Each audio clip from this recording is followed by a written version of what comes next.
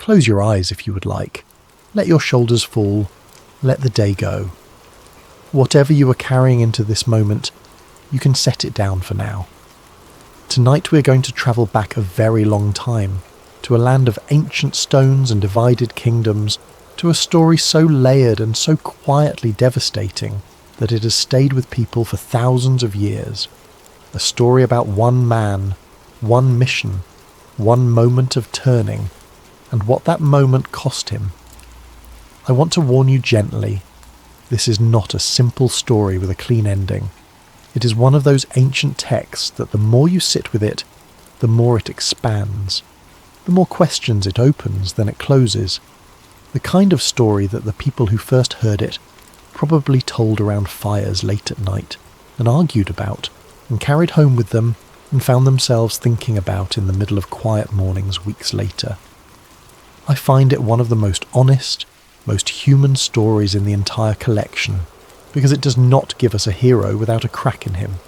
It gives us a man who was extraordinary until he was not, and it treats both halves of that sentence with equal seriousness.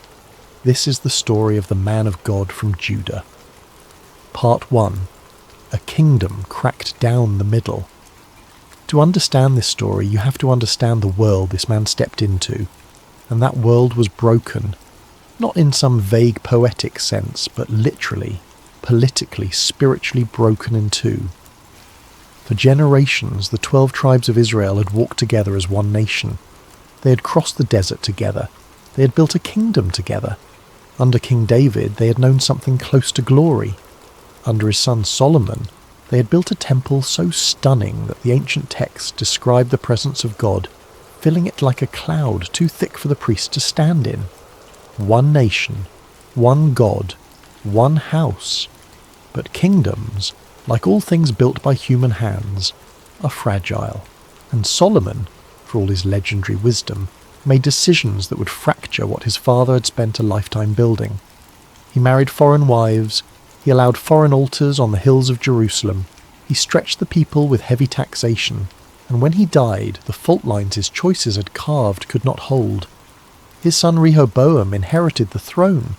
The people came to him with one request: lighten the load, reduce the burden. His older advisors counselled compassion. His younger advisors told him to come down harder. He listened to the younger voices. He told the people the burden would not be lighter, it would be heavier. And in that decision, everything cracked. 10 tribes walked away. They chose a man named Jeroboam as their king. The northern kingdom of Israel was born.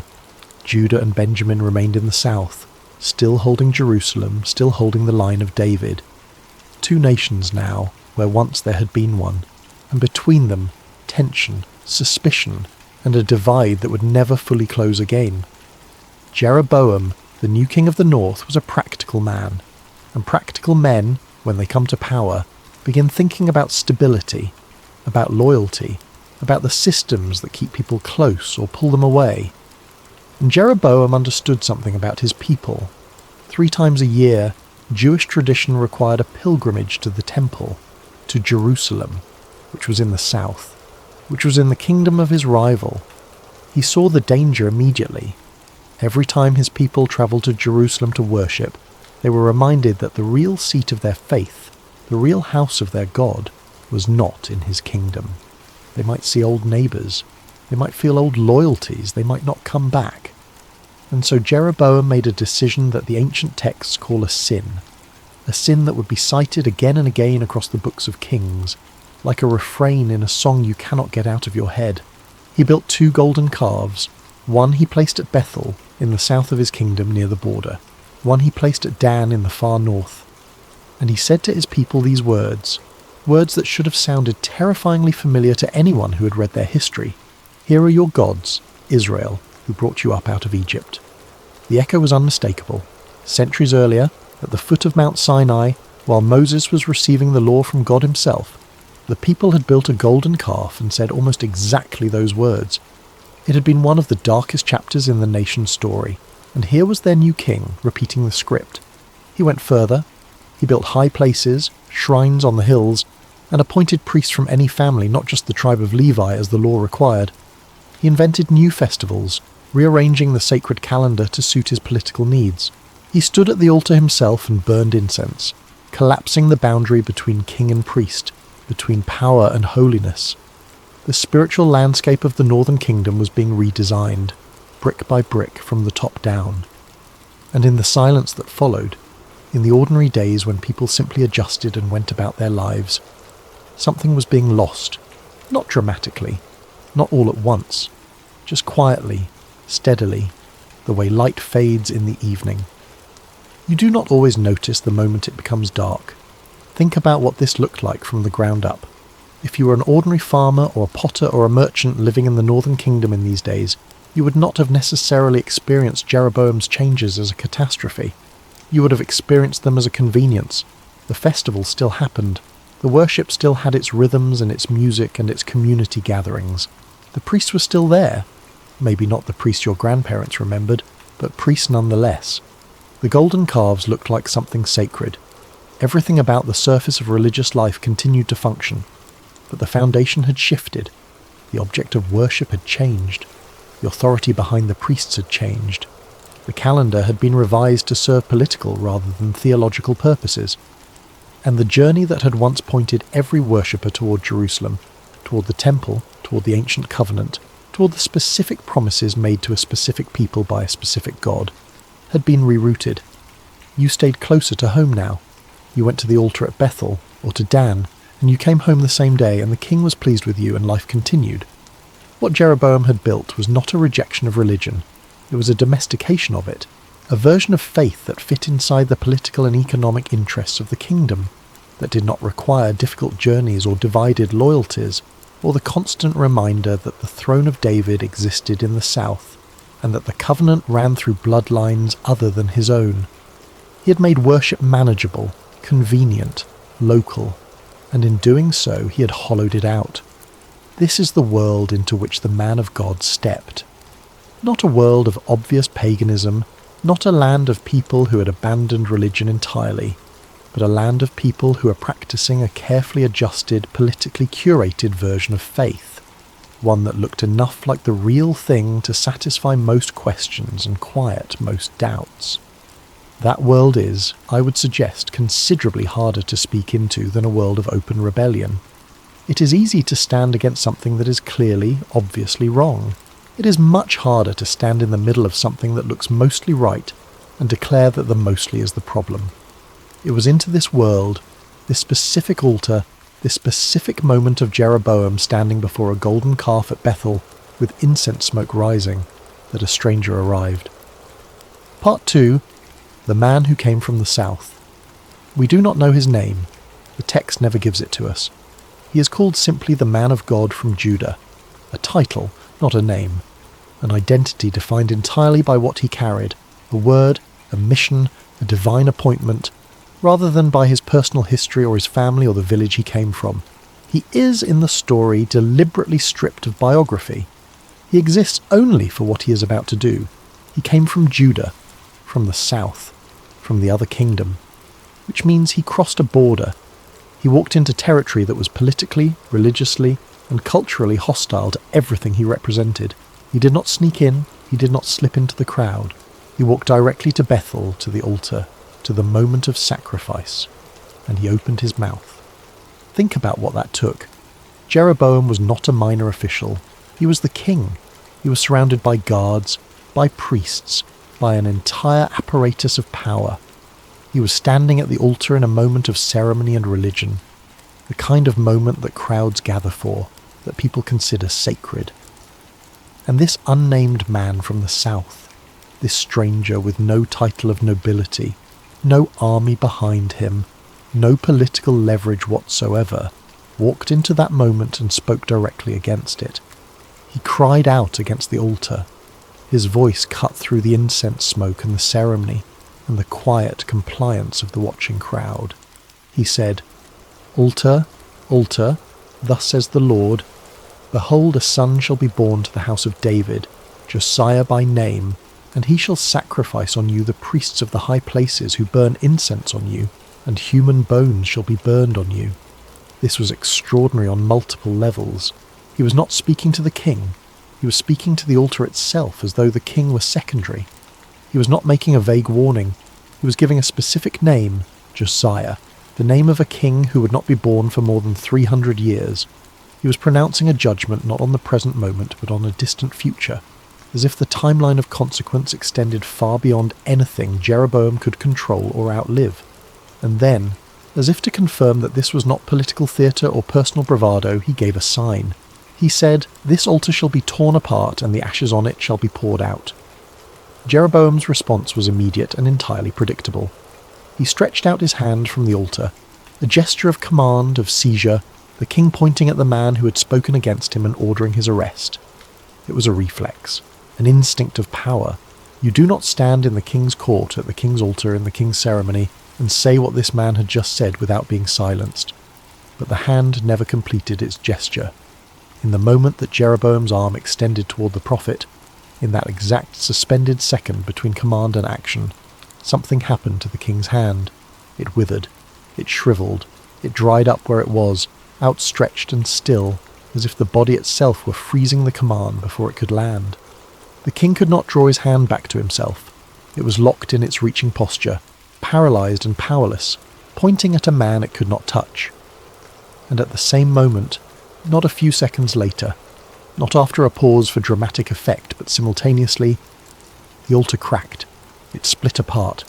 The ashes poured out of it and scattered across the ground in exactly the way the man of God had described. The sign arrived at the same instant as the judgment on the hand. Two things at once, confirming each other, undeniable, witnessed by everyone present. The crowd was watching, the priests were watching, the guards were watching, and the king, with his useless arm frozen in the air and the remains of his altar spreading across the stones at his feet, had no move left to make. Part 3. Mercy. In the shadow of judgment. What happens next is one of the most quietly remarkable moments in this entire story, and it is easy to pass over it too quickly.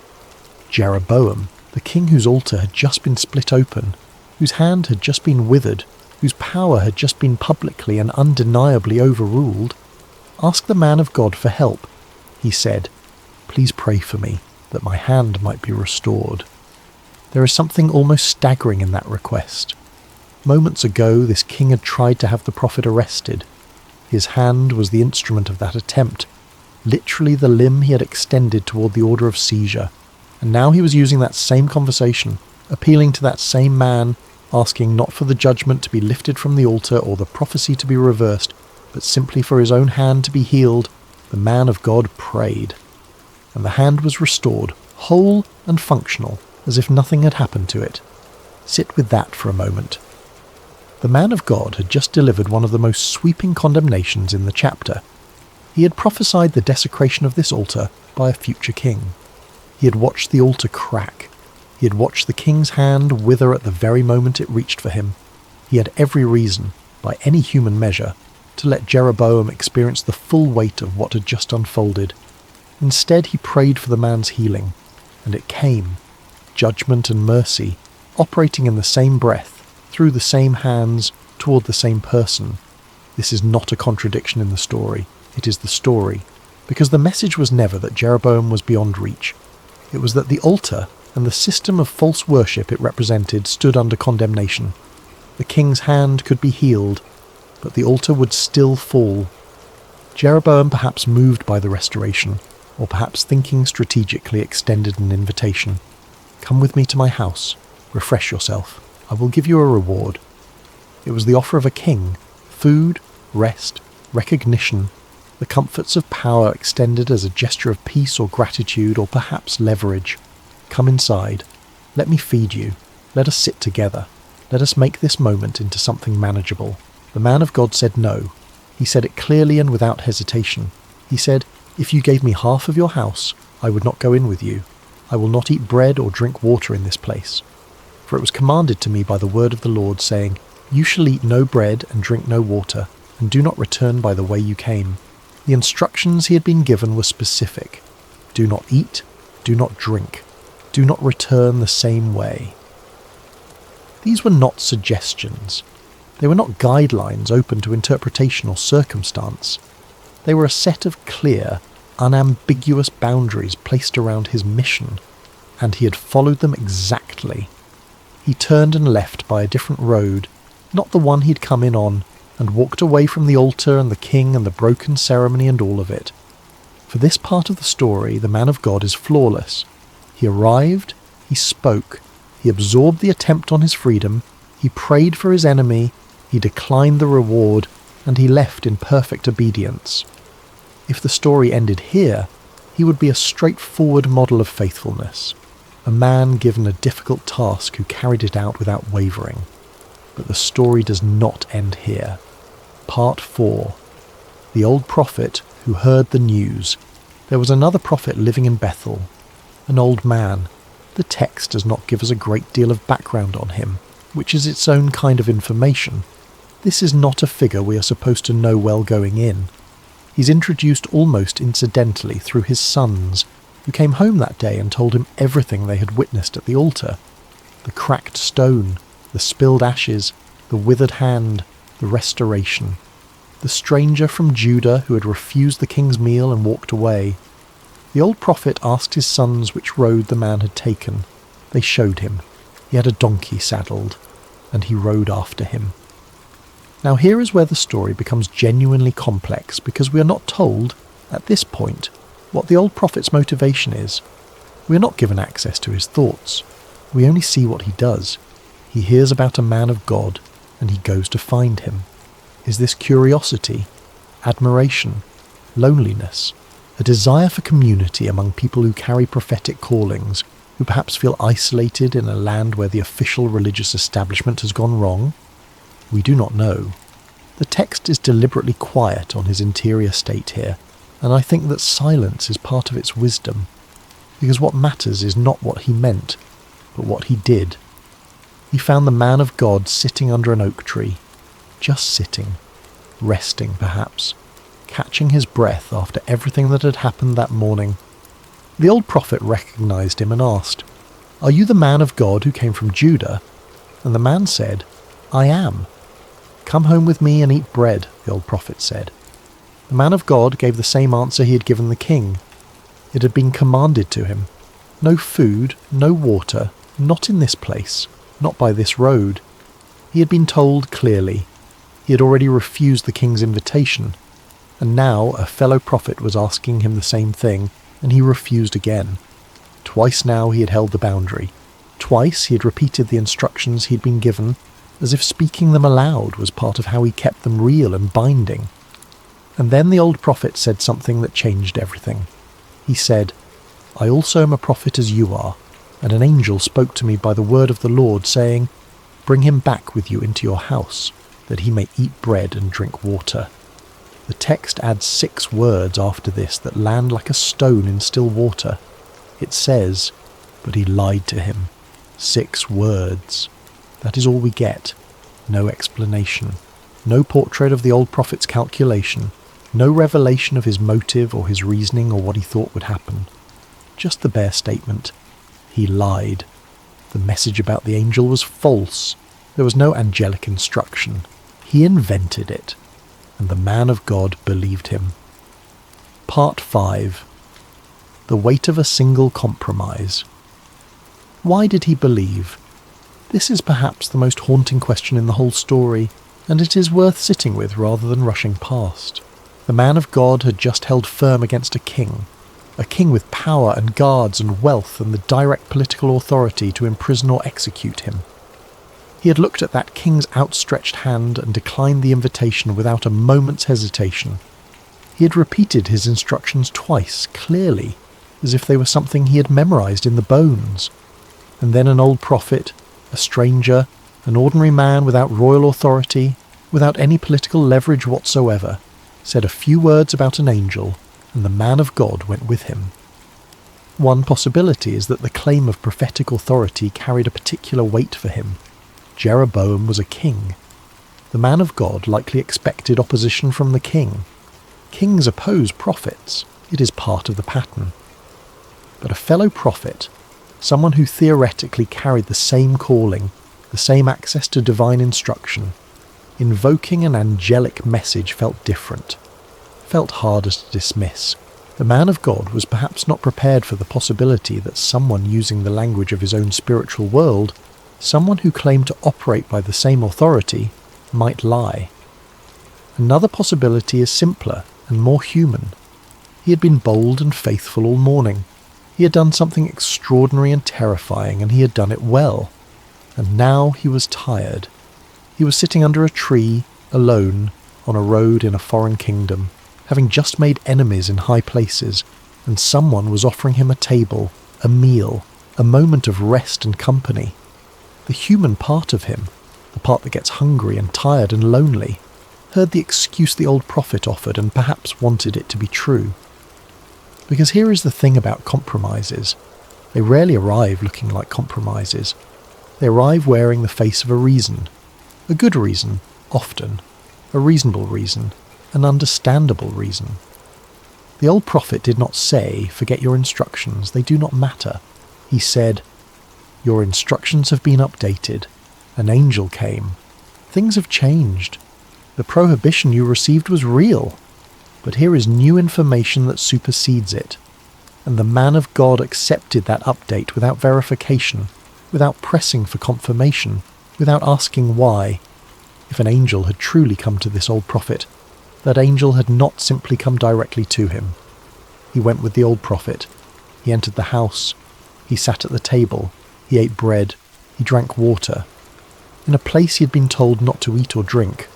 On a journey he had been told to make without turning back. He stopped, and he turned, and he broke the specific, clear, explicit instruction he had been given. It was not a dramatic moment. It was bread and water. It was a table and a chair. It was a meal, the most ordinary human act. And in the middle of that ordinary act, sitting across from a man who had lied to him, eating something he had been told not to eat, the trajectory of the day quietly and irrevocably changed. Because while they were sitting at the table, while the bread was still in their mouths, while the meal was still underway, the old prophet opened his mouth, and this time the word of the Lord actually came to him. Not the fabricated message he had used to lure the man back, a real one, and it was not gentle. He spoke directly to the man of God sitting across from him. He said, "Thus says the Lord, because you have disobeyed the word of the Lord, and have not kept the commandment that the Lord your God commanded you, but have come back and have eaten bread and drunk water in the place of which he said to you, 'Eat no bread and drink no water, your body shall not come to the tomb of your fathers.'" The old prophet had just delivered a death sentence to the man he had deceived, at the table to which he had lured him under false pretenses. The irony is almost unbearable, and the old prophet delivers it like a man who suddenly finds himself holding something far heavier than he intended. Part 6. The Road, the Lion, and the Donkey. They finished the meal. The man of God got up, had his donkey saddled, the same donkey he had arrived on, and left. The text does not record what words, if any, passed between them as he rose from the table. There is no farewell, no emotional exchange, no tearful moment of apology from the old prophet, no last request from the man of God. He simply leaves, back out onto the road, back into the open country between Bethel and wherever he was headed. And on that road, a lion met him and killed him. 3 things followed from this that the text reports with an almost eerie calm. First, the body was left lying on the road. The lion did not drag it away. It did not consume it. It simply killed the man and stood beside the body. Second, the donkey was standing nearby, also unharmed. The lion had not touched the donkey. A lion that has killed its prey and then not eaten it, that is standing peacefully beside a living donkey it has also not harmed. This is not the behaviour of a hungry animal acting on instinct. The text seems to want us to understand that this is deliberate, controlled, purposeful. Some people passed by and saw it. The body on the road, the lion standing beside it, the donkey still there. Word spread. It reached the old prophet in Bethel. When he heard it, he said immediately, "It is the man of God who disobeyed the word of the Lord." He did not speculate. He did not wonder. He knew. The Lord delivered him to the lion, according to the word that the Lord spoke to him. There is something in this that goes beyond simple cause and effect. The lion did not eat the body. The donkey was not harmed. These details are not incidental. They are the ancient text's way of marking this as something outside the normal order of nature. A lion in the wilderness that kills and does not consume, that stands beside a living animal without threatening it, is not following its own nature. It is following an instruction. The judgment was real, but it was also, in its strange way, respectful. The body was not desecrated. It was simply stopped, left on the road, preserved, waiting. Waiting for what? For the old prophet who had deceived him to come and claim him. And that is exactly what happened. The old prophet had his donkey saddled and went and found the body, just as the people had described it. The man of God lying on the road, the lion standing nearby, the donkey still at its side. He lifted the body, brought it back to his own city, and mourned for him. He buried him in his own tomb, and over the grave he said, "Alas, my brother." 3 words, simple, human, grieved. My brother. As if the shared calling, the shared identity of being people to whom God spoke, created a bond that the deception could not entirely erase. He left instructions for his own sons. "When I die," he said, "bury me in this tomb, beside this man of God. Lay my bones beside his bones." Because the message he proclaimed against the altar in Bethel, and against all the high places in the cities of Samaria, will surely come to pass. Even in death, the old prophet was leaning on the faithfulness of the man he had deceived, asking to be buried beside him, trusting the word this man had spoken, the word that was true from the beginning, the word that remained true even after the compromise, the word that would outlast all of them, to extend some protection, some proximity to divine purpose, to his own resting place. Part 7. The king who did not change. And Jeroboam, the king, the man at whose altar all of this began, after all of it, the withered hand, the split altar, the sign, the restoration, the strange news travelling through the country of a man of God lying on the road beside an unmoving lion, Jeroboam did not change his ways. He did not dismantle the golden calves. He did not close the high places. He continued to appoint priests from outside the tribe of Levi. He continued. Whoever wanted the job, he ordained for the high places. This practice, the text says, became the sin of the house of Jeroboam, the thing that led to its cutting off and its destruction from the face of the earth. The altar received its sign. The message was delivered. The miracles were witnessed. The king's own hand had been healed by the very man he tried to arrest. He had been given every possible reason to stop and reconsider, and he looked at all of it and kept going. There is a particular kind of sadness in this. It is not the sadness of a man who never heard. It is the sadness of a man who heard, saw, felt the consequences in his own body, was shown mercy, and chose the familiar path anyway. Because Jeroboam was not ignorant, he was not deceived. He knew exactly what the altar represented and exactly what the man of God had said about it. His continuation was a choice, and that choice, compounded across years and repeated across generations, became the defining legacy of his reign. The man of God had come and gone like a stone thrown into water. The ring spread outward. The prophecy would be fulfilled centuries later, exactly as spoken, when a king named Josiah would desecrate that very altar in Bethel. But in the immediate aftermath, standing in the country where the message had been delivered, almost nothing seemed to have changed.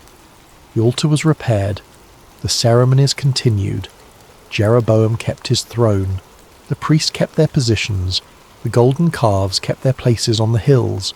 From the outside, from the vantage point of ordinary time, it might have looked as though nothing had happened at all, as though the man of God had come and spoken and walked away and been killed on the road, and that was the end of it, as though the message had not landed, as though the cost had been real and the result had been nothing. But the text does not end there, and history did not end there, because the word spoken over that altar in Bethel remained in the world. It was not dependent on Jeroboam's response to be true. It did not require his cooperation to eventually come to pass. Words spoken in obedience, words carried faithfully even by imperfect messengers, have a way of persisting beyond the moment of their delivery, beyond the lives of the people who spoke them, into futures that the speakers could not see and could not know. Part 8. What the story actually costs. Let us stay with the man of God for a while longer, because I think there is something here that the story is asking us to feel, not just to understand. He did everything right until he did not. That sentence contains the whole tragedy of his story. He walked into hostile territory. He stood before a king. He spoke a word that immediately drew the threat of arrest. He watched a miracle confirm that word. He prayed for his enemy's healing. He refused the reward of power. He declined the king's table with the same firmness he had shown at the altar. He was, in every observable way, the kind of person you would hold up as a model of faithfulness under pressure. And then, tired and far from home, he accepted a lie told in the language of his own calling and ate a meal at a table he had been specifically instructed to avoid. The question that lingers, the question I do not think the text is trying to answer neatly, but is asking us to sit with, is, what does this mean? What kind of God, what kind of story ends this way? A man does 9 things right and 1 thing wrong, and the one wrong thing is fatal. I want to offer something, not as a final answer, but as a direction for thinking. The instructions this man had been given were not arbitrary. They were specific to his mission, to the time and place and people involved. Do not eat there. Do not drink there. Do not come back the same way. These were not tests of willpower for their own sake. They were the shape of the assignment. They were the form that his obedience needed to take in this particular context, on this particular day. When he accepted the old prophet's lie, what he accepted, consciously or not, was the idea that those instructions could be overridden by a more recent, more convenient revelation, that the word he had received could be modified by someone else's claim, that obedience is a starting point, not a commitment, something you hold until a better option presents itself, or until a plausible voice tells you things have changed. This is not a small thing. This is one of the oldest questions in the history of people who try to live by faith. How do you know when a voice is true? How do you distinguish the word that is actually from God from the word that claims to be? The man of God had already received clear instructions. He had already been told what to do. The test was not whether he could resist a blatant command to disobey. The test was whether he could resist a seemingly legitimate update to his instructions, delivered by someone who appeared to share his calling and his world. He could not, and the consequence was immediate and fatal, not because God is cruel, not because the punishment was designed to be disproportionate to the crime, but because the integrity of the mission, the specific, bounded, clear shape of what he had been asked to do, required complete faithfulness to be complete. A surgeon who performs 9 out of 10 steps of a procedure correctly has not performed the procedure correctly. The completeness matters. The holding of the line at every point, not just the dramatic ones, is what it means to carry something faithfully. There is a quieter lesson inside this one, and it has to do with the old prophet. He lied. He caused this. He was the human instrument of the tragedy. And yet the text does not condemn him in the way we might expect. He receives the true prophecy from God in the middle of the meal. He mourns the man of God. He buries him with honor. He calls him his brother. He asks to be buried beside him. The old prophet who lied and caused a death spends the rest of his recorded days in an implicit posture of grief and proximity to the man he wronged. We are not told that God forgave him. We are not told that he was punished. The story simply records what he did and then moves on. And there is something in that open-endedness that feels true to the complexity of human life. People who cause harm do not always receive clean narrative resolution. Sometimes they just carry it. They bury the person. They mourn at the grave. They ask to be placed there beside him when their own time comes, as if closeness to the faithful one might be the only restoration available to them now. Part 8 and a half. The theology of a lion. Before we move forward, I want to spend a moment with the lion, because I do not think we should pass over it too quickly, and I do not think the ancient text intended us to. Lions appear throughout the Hebrew scriptures as instruments of divine judgment. They are not random. They are not simply the wildlife of the region intruding into the narrative. When a lion appears in these ancient texts at a specific moment, in a specific context, doing something specific, it is almost always because the text wants you to understand that something purposeful is happening, that the ordinary rules of nature are being suspended or redirected in service of something beyond nature. And this lion is strange even by the standards of unusual lions. Think carefully about what the text reports. A man of God is travelling alone on a road. A lion meets him and kills him. So far, that is simply the wilderness. That is the risk of ancient travel. That happens. But then the text tells us, the lion stood beside the body. It did not eat him. It did not drag the body away. It stood there. And the donkey was also standing nearby, also unharmed. A lion that has just killed something and then stands beside it without eating it. A lion that is in proximity to a living animal. A donkey, and does not attack it. These two details together describe a lion that is not behaving like a lion. It is behaving like something that has carried out an instruction and is now waiting. As if its task were not to consume but to stop. As if the killing were the full extent of the commission, and everything beyond the killing was simply not its to do. When people passed by and saw this, the body on the road, the lion standing, the donkey at its side, the text says they went and reported it in the city. And when the old prophet heard the report, he did not say, "Oh, how terrible, what a coincidence, a lion on the road."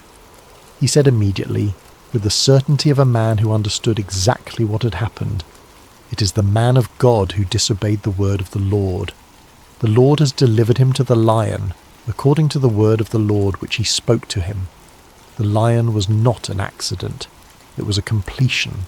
The word the old prophet himself had spoken at the table, the true word, the one that came through him despite the lie that had brought this meal into being, had been fulfilled on the road with the same precision as the sign at the altar. Altar splits, hand withers, hand healed, man disobeys, man dies. The architecture of the story is exact, and yet the body was not desecrated. The lion did not consume him. The donkey, a humble, ordinary working animal, the kind of creature that in the ancient world represented the everyday labour of ordinary life, was not harmed. There is a kind of mercy buried even in the judgment. The man's death was real, and the consequence was real, and the message to anyone who heard the story was real. But he was not obliterated. He was not erased. His body was intact, waiting. Waiting for the old prophet to come and carry it home and mourn it, and bury it with honour and call him brother.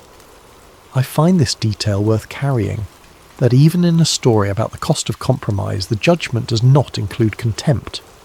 The man of God made a fatal error in the middle of a day that had otherwise been extraordinary. The consequence was real and could not be undone. But he was not abandoned to be left unremembered on a road. Someone came for him. Someone mourned him. Someone laid him in a tomb with the words "my brother" spoken over him. And 300 years later, a king of Judah would stand at his grave and say, "Let no one move his bones." His story was not erased by his failure. It was complicated by it. And complications in these ancient texts are often truer to life than simplifications. Part 9. The names we do not get. I want to return to the fact that this man has no name, because I think it matters more than it might initially seem. In the ancient world, names carried enormous weight. They were identity markers, lineage markers, destiny markers. To know someone's name was to know something real about who they were. The texts of the Hebrew Bible are full of named figures, not just the famous ones, but ordinary people encountered in passing, whose names are recorded as a kind of dignity, an acknowledgement that they existed, and that their existence mattered. This man carries a title instead of a name, the man of God from Judah. He is defined entirely by his origin, and his designation. And I think this anonymity is intentional, because the story is not ultimately about him as a person, not about his biography or his family or his inner life before this assignment. It is about the role he carried, about the word he was given to speak, about the moment he held that word faithfully and the moment he let it go. His name, if he had one recorded, would have anchored him to a particular person in a particular time. His anonymity universalizes him. The man of God from Judah could be any person given clear instructions who finds themselves somewhere in the middle of a long road, being offered a reasonable sounding reason to stop. And is that not true? The question of whether to hold to a clear directive when a plausible voice offers a modification, that is not an ancient question. It is not specific to prophecy or kings or golden altars or divided kingdoms. It is the question of anyone who has ever received a clear direction and then encountered somewhere along the way a voice that says, yes, but there is new information. Yes, but the situation has changed. Yes, but I have also heard from a reliable source, and the source says you can rest now, you can eat, you can stop, you can turn around and come back. The man without a name is a mirror. He is the story's way of asking, and what would you do? Part 10. 300 years later. Let me tell you something that the man of God could not possibly have known when he stood at that altar and spoke. Let me tell you where his words ended up. 300 and more years after this story, a king did come to the throne of Judah. His name was Josiah. He came to power when he was 8 years old, after his father was assassinated in the palace. By the time he was a young man, he had begun something his kingdom called a Great Reformation, a sweeping effort to remove the altars and the shrines and the high places from the land, and to restore the practice of worship to what the ancient texts described. He went north into what had once been the Kingdom of Israel, territory that had long since been conquered and resettled by foreign peoples, and he came to Bethel. He came to the altar that Jeroboam had built, the altar that had been split open 3 centuries before by the word of a nameless man from Judah. It had been repaired, of course. It had been standing there for hundreds of years, and Josiah burned it. He desecrated it. He had the bones from nearby tombs brought out and burned on it, which was considered the ultimate defilement of a sacred site, rendering it ritually unclean in a way that could never be reversed. And then someone told him about the tomb nearby, the tomb of the man of God who had come from Judah and who had cried out against this altar, the altar that Josiah was now in this very moment desecrating exactly as that man had prophesied. And Josiah asked, "Whose monument is that?" And they told him, "It is the tomb of the man of God who came from Judah and cried out against the altar of Bethel." Josiah said, "Let him alone, let no one move his bones." And so they left his bones undisturbed. Beside them, also untouched, the bones of the old prophet from Bethel, the man who had lied to him, who had caused his death, who had asked to be buried beside him. The nameless man's bones were still there, 3 centuries on. The prophecy he delivered while standing at that altar, the prophecy that named Josiah before Josiah's great-great-great-grandparents were born, had come true with exact precision. Every detail, the specific name, the specific altar, the specific act of burning bones upon it, all of it, and the bones of the man who spoke it were lying right there when it happened, as if the story had waited for them to witness it. He never saw it. He could not have seen it. He walked in obedience to a mission that would only be completed across a span of time larger than any human life. He was a single sentence in a paragraph that would take 300 years to finish. His faithfulness, and ultimately his unfaithfulness, were part of a story much larger than his own story. His word did not die when he did. It continued, patient and precise, moving forward through generations of history toward a morning in Bethel, when a young king named Josiah would stand before a broken altar, and a man beside him would point to a tomb and say his name. This is one of the things I find most staggering about the ancient texts in general, and this story in particular, the gap between the moment of the word and the moment of its fulfillment.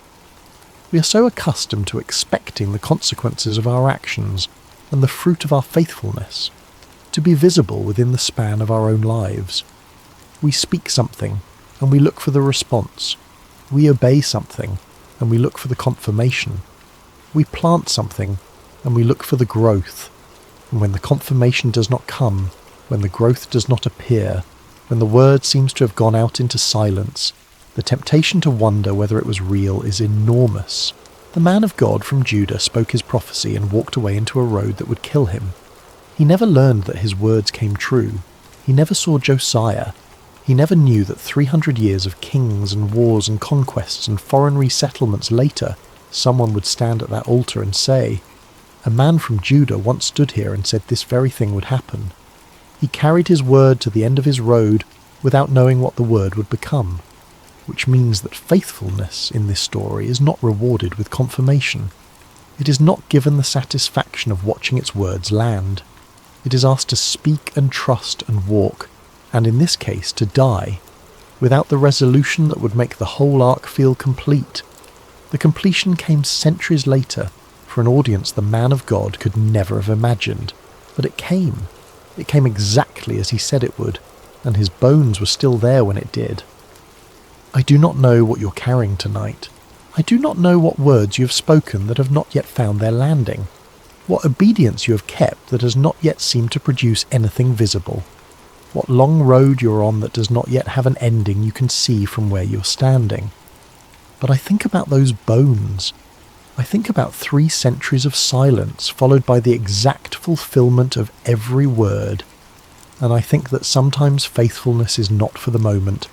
Sometimes it is for a morning 300 years from now, when someone will stand at the place where you stood and say, "Someone was here. Someone said this, and it was true." Closing reflection. The quiet, turning. There are nights when I read a story like this and I feel, underneath all the ancient ceremony and the divided kingdoms and the golden calves and the lions on the road, something very close and very human and very quiet. Something that does not feel like history at all, but like the kind of thing you discover about yourself on an ordinary Tuesday, or in the middle of a long project, or somewhere on a road that you have been walking for longer than you expected. The man of God from Judah did not fail at the altar. He did not fail when the king stretched out his hand toward him. He did not fail when the invitation to rest and eat was offered with wealth and royal charm behind it. He held. He held at every dramatic juncture. He failed sitting under an oak tree in the middle of the afternoon, tired, when a kind old man sat down beside him and spoke in a language he recognized. The most dangerous compromises are rarely the ones that look dangerous. They are the ones that look like grace, that feel like rest, that wear the clothes of wisdom and update and accommodation and community, that say, "You have been so faithful already. This small adjustment will not matter. You have earned a pause."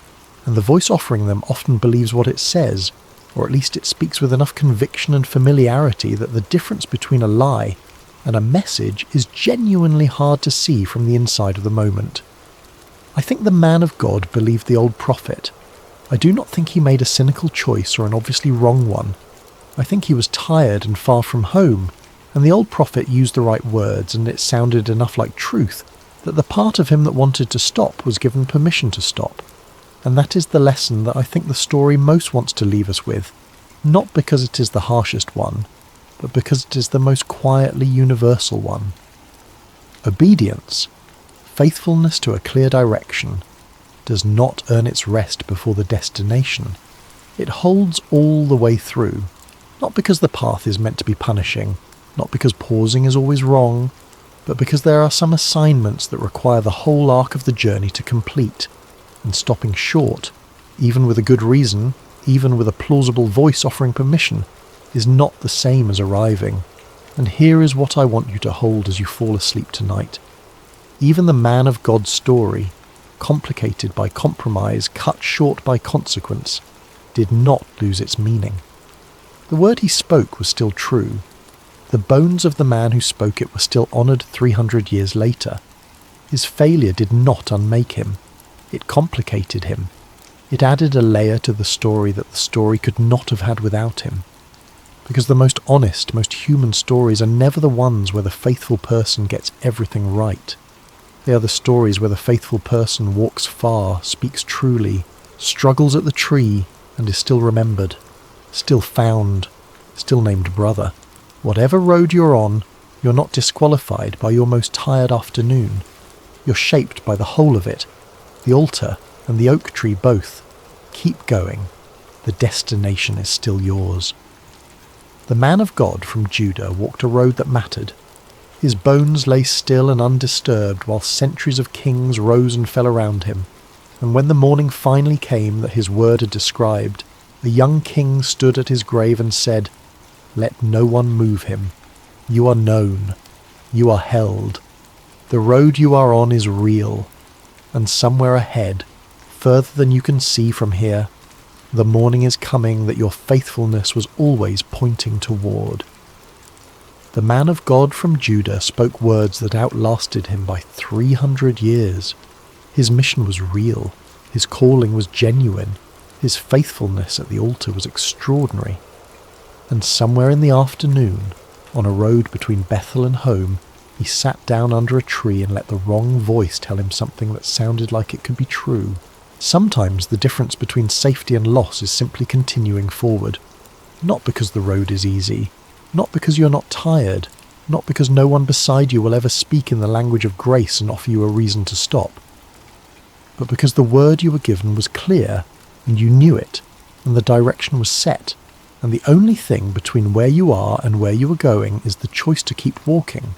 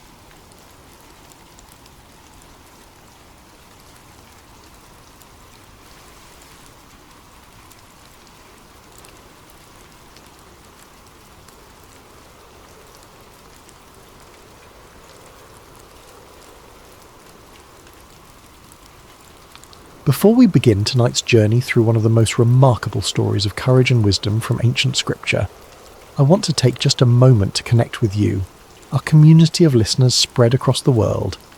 If you're enjoying this content and finding value in these stories, using your hype points on this video truly helps the channel more than you could possibly know. It is one of the most powerful ways you can support what we do here, and if you're listening on Spotify, leaving a review helps us reach more people who might benefit from these contemplative narratives. We also love hearing from you in the comments. If you feel like sharing, let us know what time it is where you are and where in the world you're tuning in from. We absolutely love seeing the global community that gathers here each night. And of course, if you enjoy this content and haven't already, subscribing means you'll never miss a story. Now, let's turn our attention to a tale from ancient Israel. A story that unfolds in the wilderness during one of the most turbulent periods in biblical history. This is not a story of armies clashing or kingdoms falling. Instead, it's something far more profound. A story about how one woman's wisdom prevented a massacre, changed the course of destiny, and revealed that sometimes the greatest victories come not through violence, but through discernment. Imagine a moment when history balances on a knife's edge, when anger threatens to consume reason, when vengeance seems not only justified, but inevitable. And then imagine a single voice, calm, measured, fearless, that changes everything. This is the story of Abigail, a woman whose name deserves to be remembered alongside the great heroes of faith. While warriors are celebrated for their strength and kings for their power, Abigail earned her place in sacred history through something rarer and more precious, the wisdom to see what needed to be done and the courage to do it. Her story takes place during a transitional period in Israel's history, a time of uncertainty and violence, when the old order was dying, but the new order had not yet been born. It was an era that tested everyone who lived through it, demanding choices that would echo through generations. Chapter 1. The Wilderness King. The wilderness of Paran stretched endlessly beneath a merciless sun, a landscape of stone and dust where only the hardiest could survive. In this unforgiving terrain, David lived as an outlaw, though destiny had already marked him for something far greater. Years earlier, the prophet Samuel had anointed him in secret, pouring sacred oil over the head of a shepherd boy and declaring him the future king of Israel. But standing between David and that throne was Saul, the current king, whose jealousy had turned to murderous obsession. David had done nothing to deserve this persecution except succeed where Saul had failed, slaying Goliath, winning battles, earning the love of the people. The irony of David's situation was profound and painful. He had been chosen by God, anointed by God's prophet, promised a kingdom and a dynasty. Yet he lived in caves and hid in the wilderness like a criminal. He commanded the loyalty of hundreds of brave men, yet possessed no land to call his own.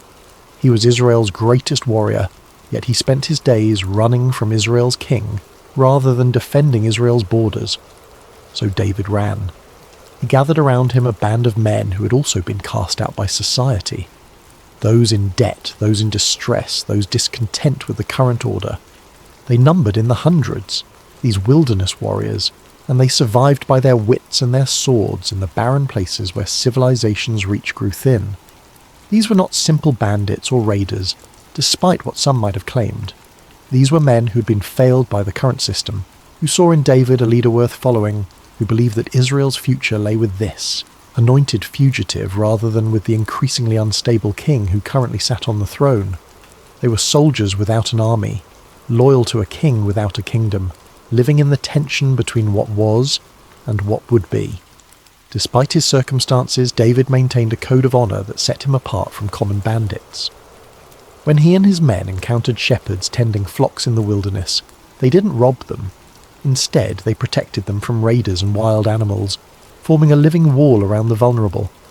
They asked nothing in return, operating on the ancient principle that hospitality and mutual aid were sacred bonds, especially in harsh lands where survival often depended on the kindness of strangers. This protection wasn't merely about being nice or maintaining good public relations, though those factors certainly played a role. It was about David's understanding of leadership and justice. He knew that how he acted now in these wilderness years would shape what kind of king he would become. He knew that God was watching, that his character was being tested and refined.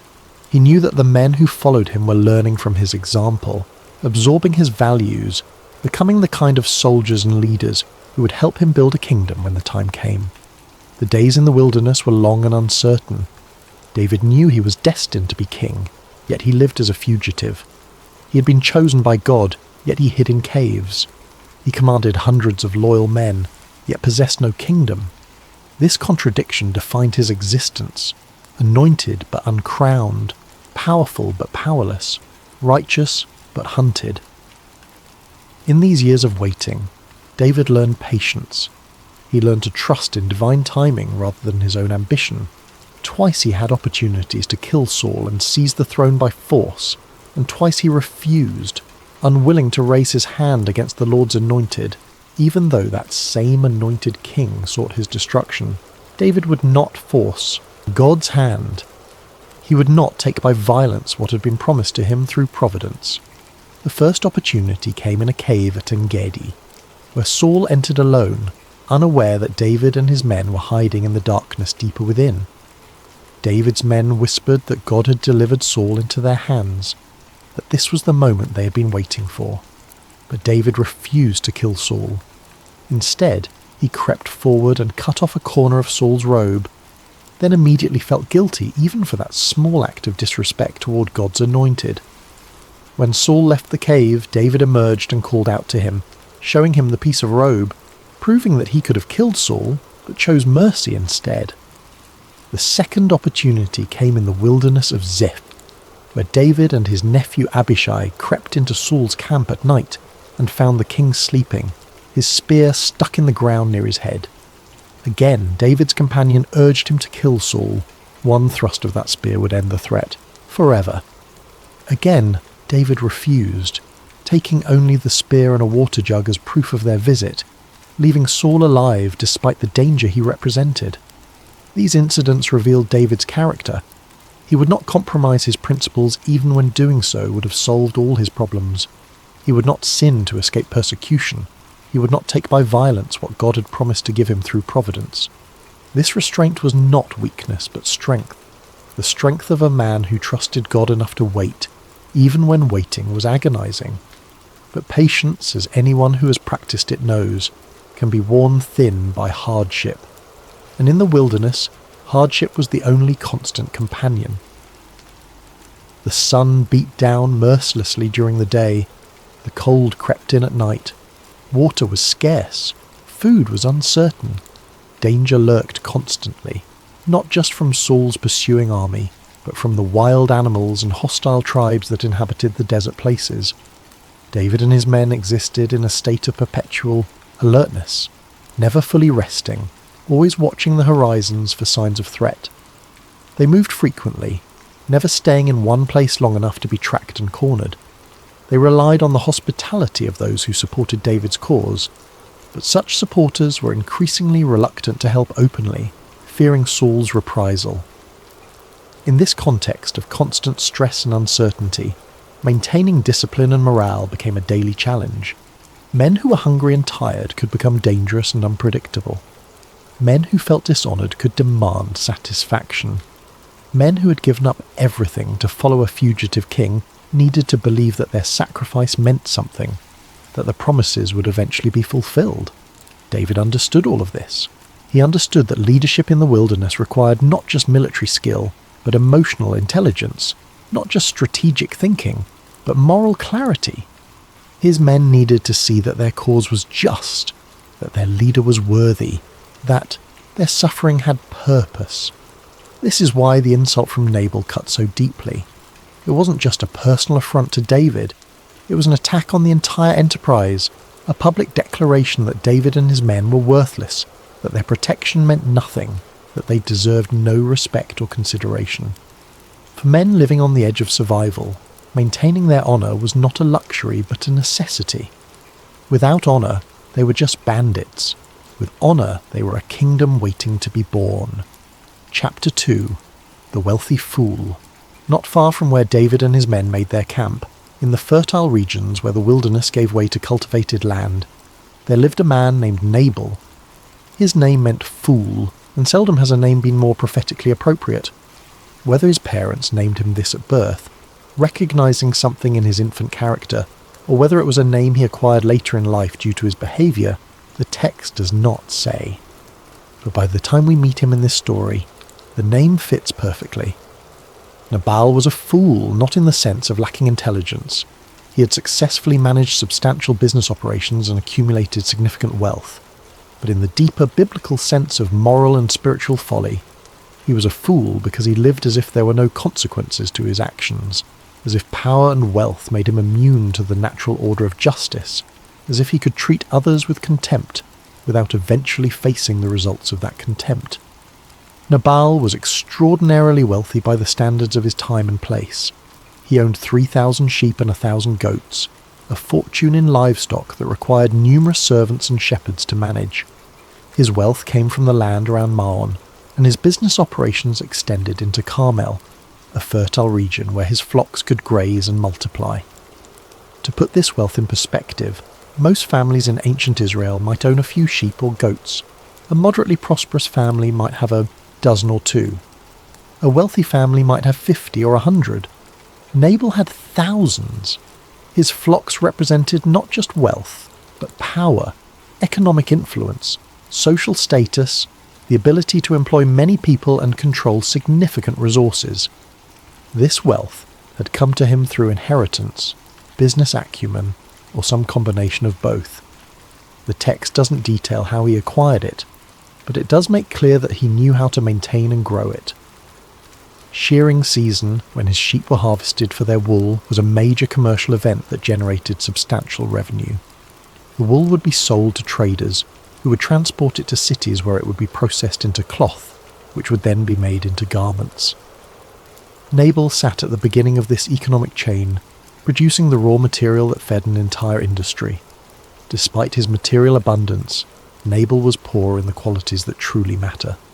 He was harsh in his dealings with others, seeing every interaction as a transaction to be one rather than a relationship to be honoured.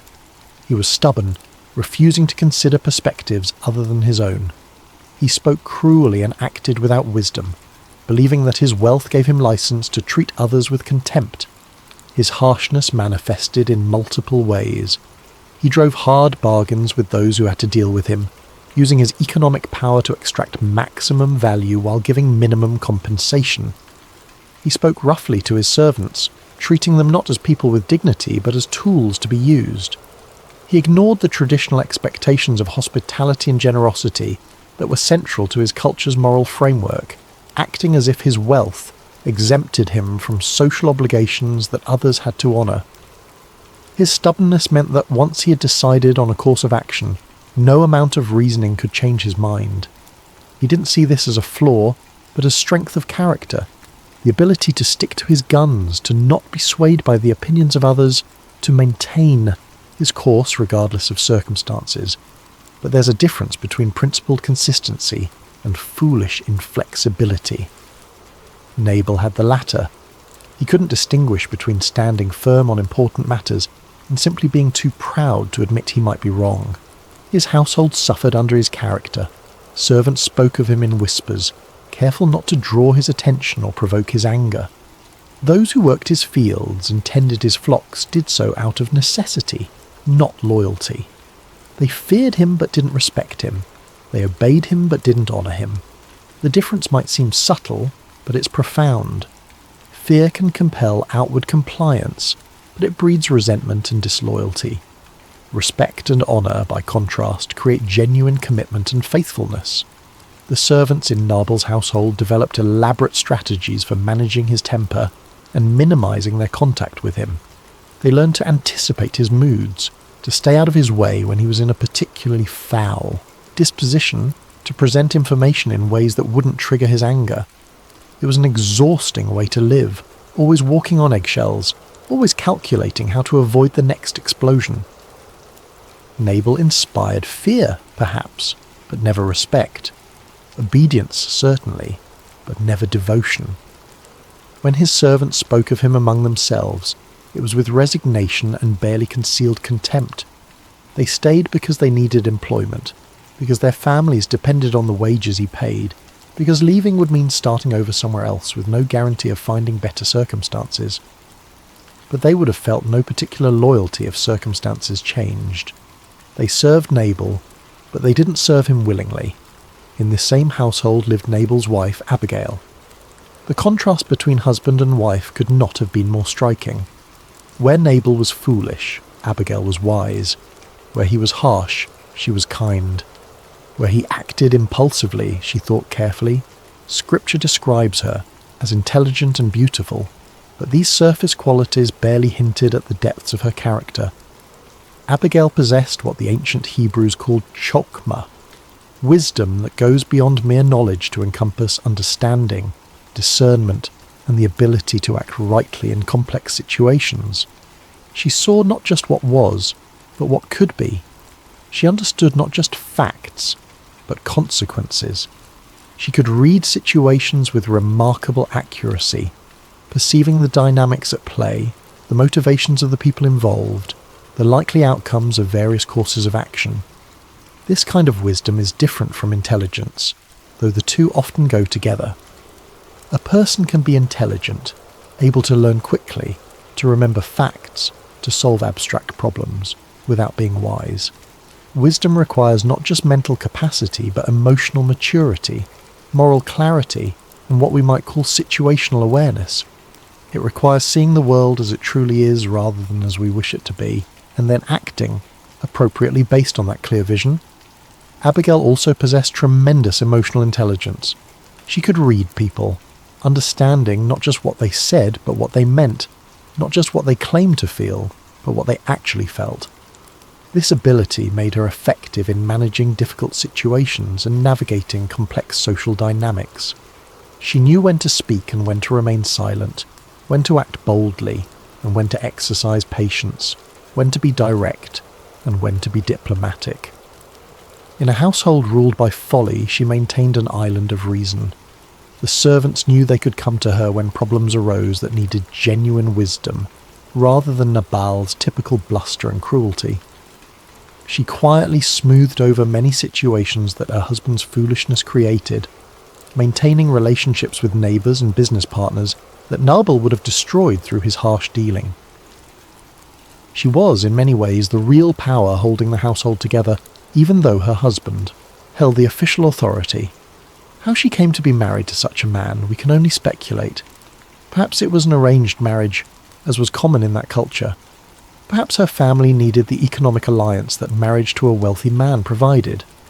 Perhaps Nabal had once been different, his character corroded over time by unchecked wealth and power, the way copper turns green with oxidation. Perhaps Abigail had simply done what countless wise people throughout history have done when circumstances placed them under foolish authority. She made the best of an impossible situation, exercising what influence she could while navigating the limitations she could not change.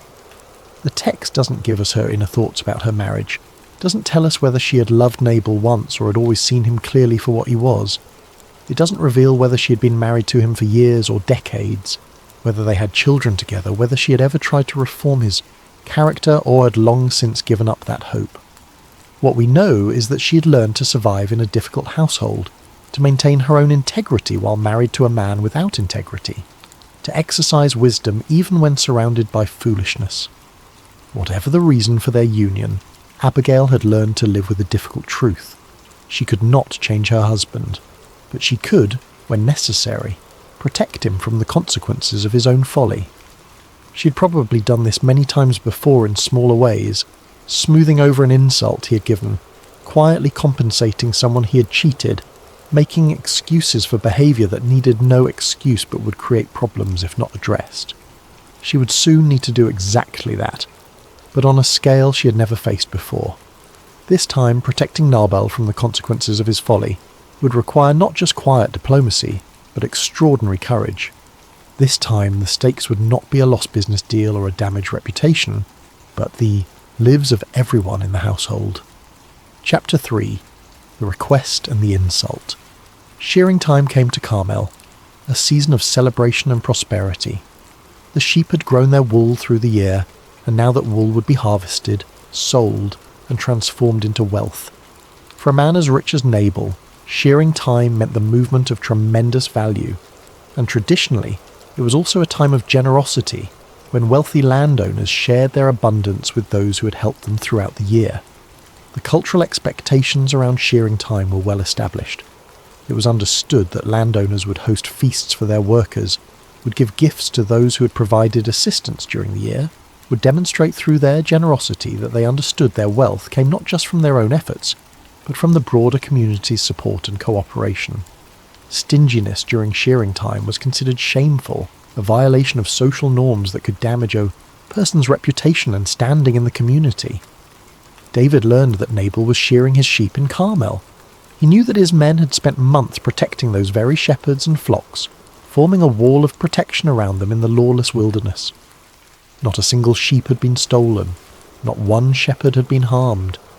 The shepherds themselves had acknowledged this protection, had been grateful for it, had recognized that David's men could have taken what they wanted but instead had acted honourably. The protection David's men had provided was substantial and valuable. The wilderness was full of threats, raiding parties from neighbouring tribes, wild animals like lions and bears, even individual thieves who would steal sheep and disappear into the wasteland. Shepherds were vulnerable, often young men or boys armed with nothing more than a staff and a sling. The presence of David's armed warriors created a zone of safety around Nabal's flocks that would otherwise not have existed. Moreover, David's men had not just refrained from stealing, they had actively protected the shepherds and flocks from others who would have stolen. This was the service of professional soldiers, security that someone like Nabal would normally have to pay for. David had provided it for free, asking nothing at the time, trusting in the traditional customs of hospitality and reciprocity that governed relations in that society. David's band had asked for nothing in return at the time, but now, at this season of plenty, he thought it reasonable to request some provisions. This was not extortion or a protection racket, though some might try to characterize it that way. This was a legitimate request based on services rendered, framed within the cultural expectations of that time and place. David was not demanding specific payment or threatening consequences. He was simply asking, during a season of abundance, if Nabal might share some of his prosperity with those who had helped protect it. He chose 10 young men from among his followers and gave them careful instructions. They were to approach Nabal with respect and courtesy. They were to greet him with words of peace and blessing. They were to remind him of the protection David's men had provided. And they were to make a humble request for whatever provisions Nabal felt appropriate to share. David's careful instructions reveal his understanding of how to approach such situations. He didn't send his most intimidating warriors or his roughest veterans. He sent young men who would seem less threatening. He didn't demand or threaten. He requested humbly. He didn't specify what he wanted or how much. He left it to Nabal's discretion, trusting in the man's sense of obligation and generosity. The messengers found Nabal at Carmel and delivered their message exactly as instructed. They spoke with deference and humility. They emphasized peace and friendship. They detailed the protection they had provided without compensation. And they asked, politely, if Nabal might share some food with David's men during this prosperous time. The greeting they delivered was formal and respectful. Long life to you, good health to you and your household, and good health to all that is yours. Now I hear that it is sheep shearing time. When your shepherds were with us, we did not mistreat them, and the whole time they were at Carmel nothing of theirs was missing. Ask your own servants, and they will tell you. Therefore be favourable toward my men, since we come at a festive time. Please give your servants and your son David whatever you can find for them. Every element of this message was calibrated to be non-threatening and respectful. The blessing at the beginning, the acknowledgement that this was a festive time, the invitation to verify their claims with his own servants, the humble request for whatever he could spare, the reference to David as Nabal's son, a term of respect indicating David's willingness to position himself as Nabal's inferior in this exchange. Nothing in the message could reasonably be interpreted as threatening or disrespectful. Nabal's response revealed the full extent of his character, his foolishness, his contempt for those he considered beneath him. "Who is David?" he sneered. "Who is this son of Jesse? Many servants are breaking away from their masters these days. Why should I take my bread and water and the meat I've slaughtered for my shearers and give it to men coming from who knows where?" The insult was carefully constructed and deliberately offensive. Every phrase was chosen to wound, to diminish, to express contempt. "Who is David?" This opening question pretended ignorance of one of the most famous men in Israel. David had killed Goliath in front of 2 armies. He had led successful military campaigns. He had been celebrated in songs sung throughout the nation. Everyone knew who David was. Nabal's pretense of not knowing was a calculated insult, suggesting that David was so insignificant as to be beneath notice. Who is this son of Jesse? By reducing David to son of Jesse, Nabal stripped him of any titles or honours, any recognition of his accomplishments. He wasn't the warrior who killed Goliath. He wasn't the commander who routed the Philistines. He was just Jesse's boy, a nobody from nowhere, presumably someone of no importance or standing. Many servants are breaking away from their masters these days. This comparison was particularly venomous. Nabal was explicitly comparing David and his men to runaway slaves, to criminals who had fled their legal obligations, to rebels without legitimate cause. He was saying that David was not a warrior or a leader, but an outlaw, a troublemaker, someone who had abandoned his proper place in society and now lived outside the bounds of law and decency. "Why should I take my bread and water and the meat I've slaughtered for my shearers and give it to men coming from who knows where?" This final section doubled down on the insult. By calling his provisions my bread, my water, my meat, emphasizing the possessive, emphasizing his ownership, Nabal made clear that he felt no obligation to share anything with anyone. The phrase, Men coming from who knows where suggested that David's men were not just strangers, but potentially dangerous drifters, people of unknown origin and probably criminal character. The entire response violated every norm of hospitality, generosity, and basic human decency that governed that culture. Even if Nabal had wanted to refuse the request, there were polite ways to do so. He could have claimed he had already distributed all his excess provisions. He could have offered a token amount as a gesture of goodwill. He could have explained that times were hard and he needed to be careful with his resources. Any of these responses would have been socially acceptable, maintaining face for both parties. Instead, Nabal chose the most offensive possible response. He didn't just refuse help, he mocked and insulted the men who had provided him protection. He didn't just say no, he impugned their character, questioned their legitimacy, and treated them with open contempt. The messengers returned to David with empty hands and full reports of Nabal's contemptuous response. As they spoke, repeating Nabal's insults word for word, David's face darkened with anger. We can imagine the scene, the messengers delivering their report, probably with some embarrassment on behalf of the man they served, and David's reaction building as each phrase of Nabal's response was recounted. Here was a man who had treated David's kindness as weakness, who had returned good with evil, who had mocked and insulted him before his own men. David's restraint, his patience, his honour, all of it had been thrown back in his face by a wealthy fool who apparently believed his riches made him untouchable.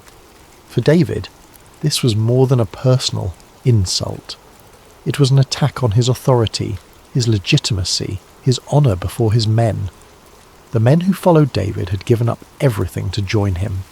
Their homes, their security, their place in normal society. They followed him because they believed in him, because they thought he was destined for greatness, because they trusted his leadership.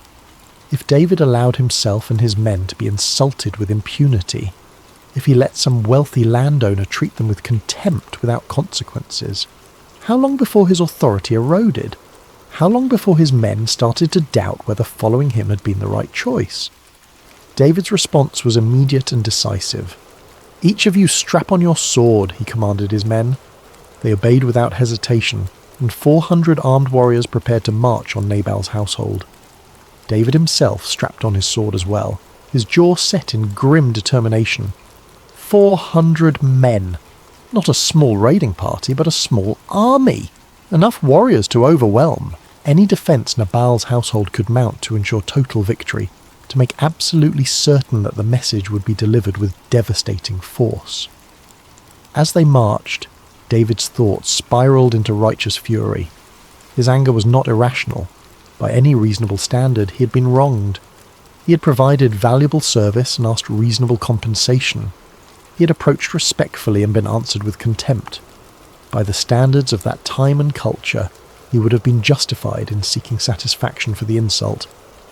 "It's been useless, all my watching over this fellow's property in the wilderness so that nothing of his was missing," he said to those around him, his voice bitter with the taste of betrayal.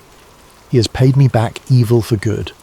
May God deal with David, be it ever so severely, if by morning I leave alive one male of all who belong to him." The oath was traditional and binding. David had sworn before God that he would kill every man in Nabal's household before the sun rose again. Not just Nabal himself, but every male in the household, servants, shepherds, anyone who lived under Nabal's authority. It was a blood oath, the kind that could not be taken back easily, the kind that committed David to a course of action from which retreat would bring shame. This oath reveals both David's fury and the cultural context in which he operated. In that time and place, honour killings in response to grievous insults were not uncommon. A man who failed to defend his honour and the honour of his men risked losing their respect and loyalty. The ancient world operated on codes of honour and shame that modern readers sometimes find difficult to fully understand. David was not being randomly violent. He was responding according to the logic of his culture and his circumstances. Yet even in his anger, even in his oath, there was something troubling. 400 warriors marching to slaughter an entire household because the head of that household had been rude. Women and children and servants who had done nothing wrong would die alongside the guilty party.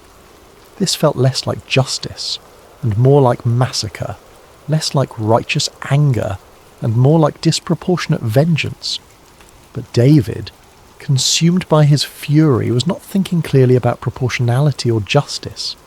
He was thinking about respect and honour, about protecting his position as leader, about demonstrating to his men that no one could treat them with contempt without facing consequences. 400 warriors marched through the wilderness toward Carmel.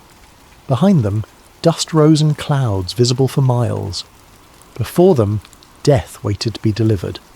The machinery of vengeance had been set in motion, and nothing, it seemed, could stop it. The march would take several hours, enough time for word to reach Nabal's household, enough time for terror to build, enough time for people to realise that death was coming and there was nothing they could do to stop it. But this reckoning had not accounted for Abigail. No one had considered that there might be someone in Nabal's household who possessed the wisdom to see a different path, the courage to take it, and the skill to persuade an angry warrior to abandon his sworn oath. Chapter 4. The Wisdom of a Careful Listener. One of Nabal's young servants, observing the exchange between his master and David's messengers, immediately understood the catastrophic danger. Unlike his employer, this young man possessed both intelligence and survival instinct. He didn't waste time trying to convince Nabal to change his mind. He knew that would be futile. Instead, he went directly to the one person in the household who might be able to do something: Abigail.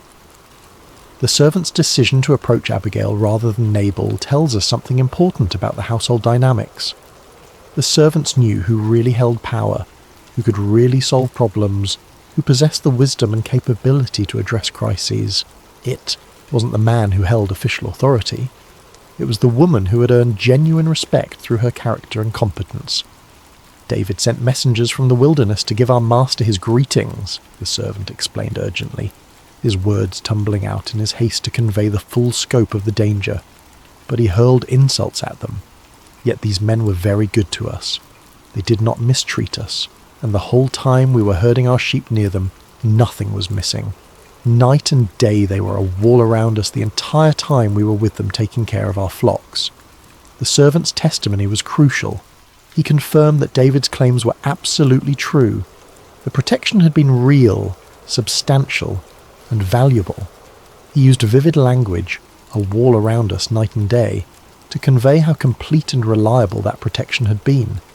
He wanted Abigail to understand that David's request had been entirely reasonable, and that Nabal's refusal was not just rude but unjust.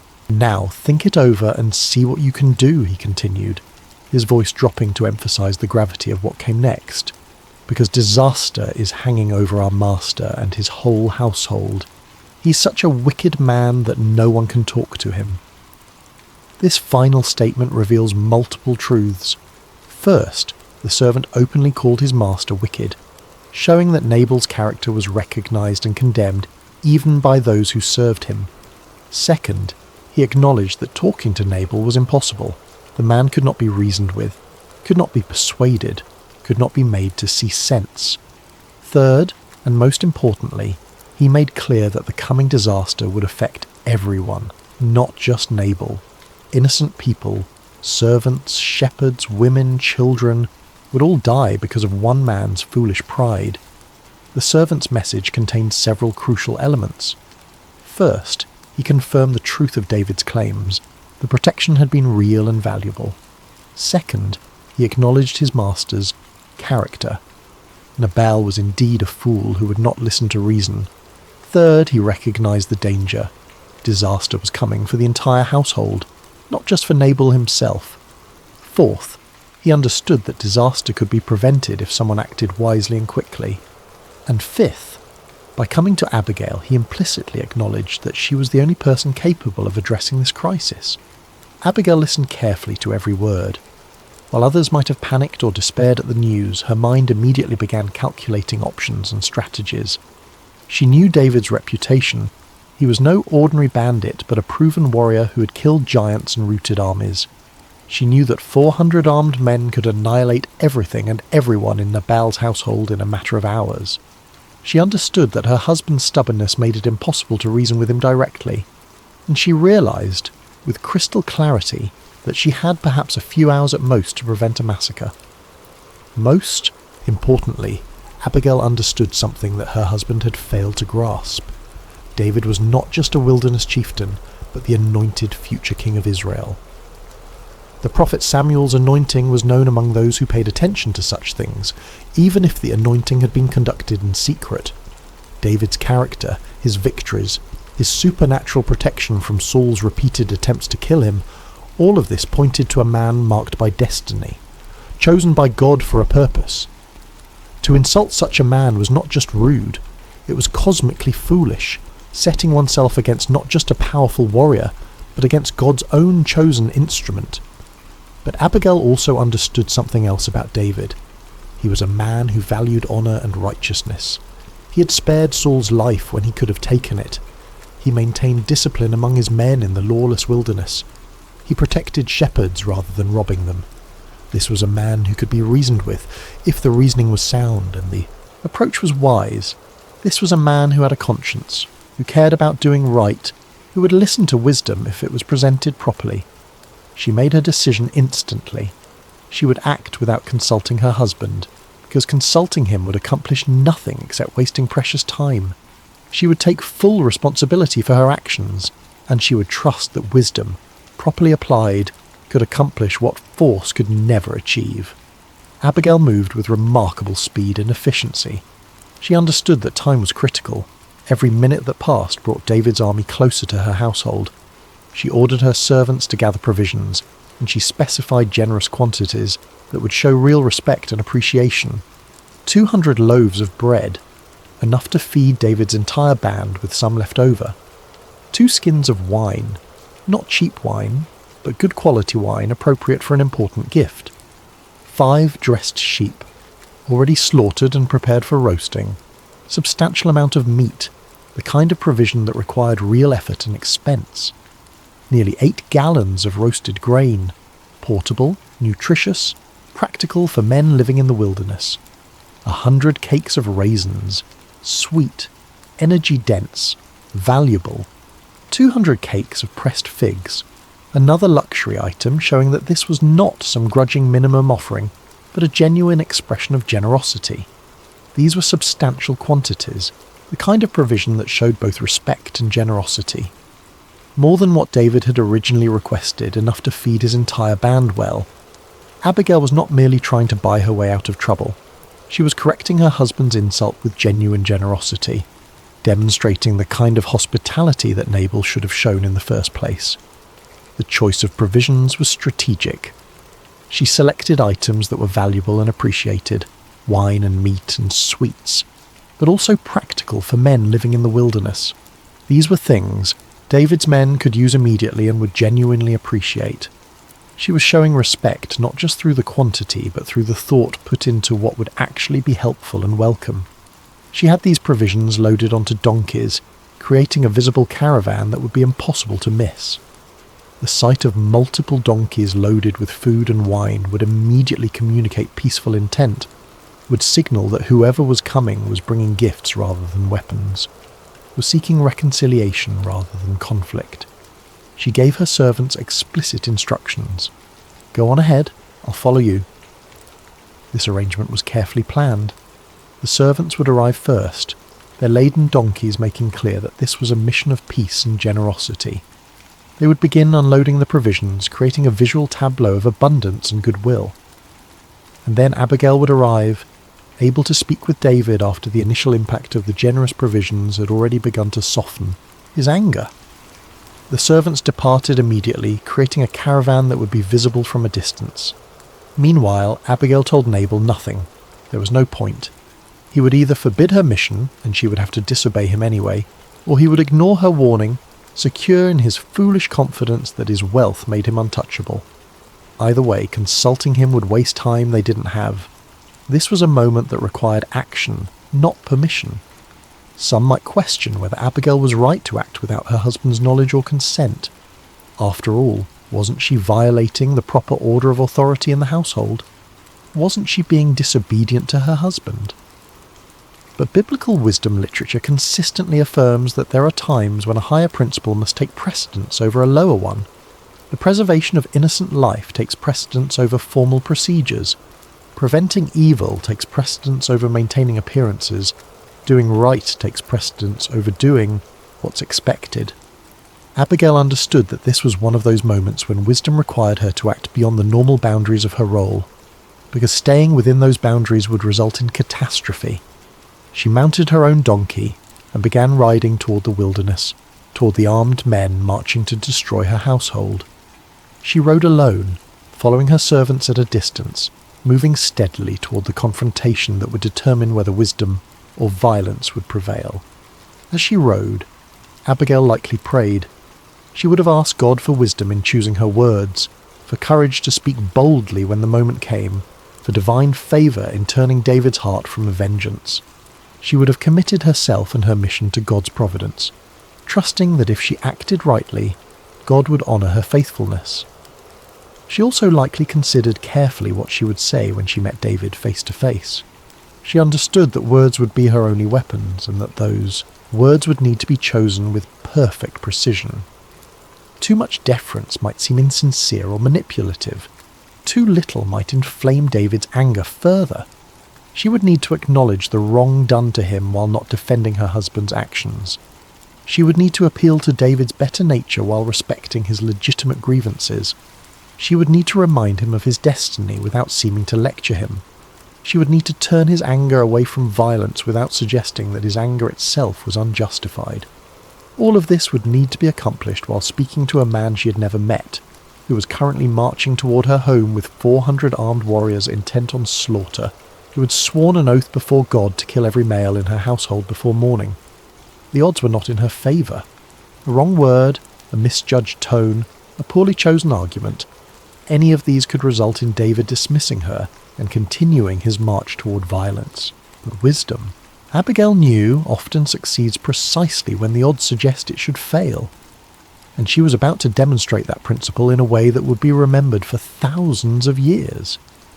Chapter 5. The Meeting in the Ravine. The geography of that fateful encounter is significant and worth pausing to consider.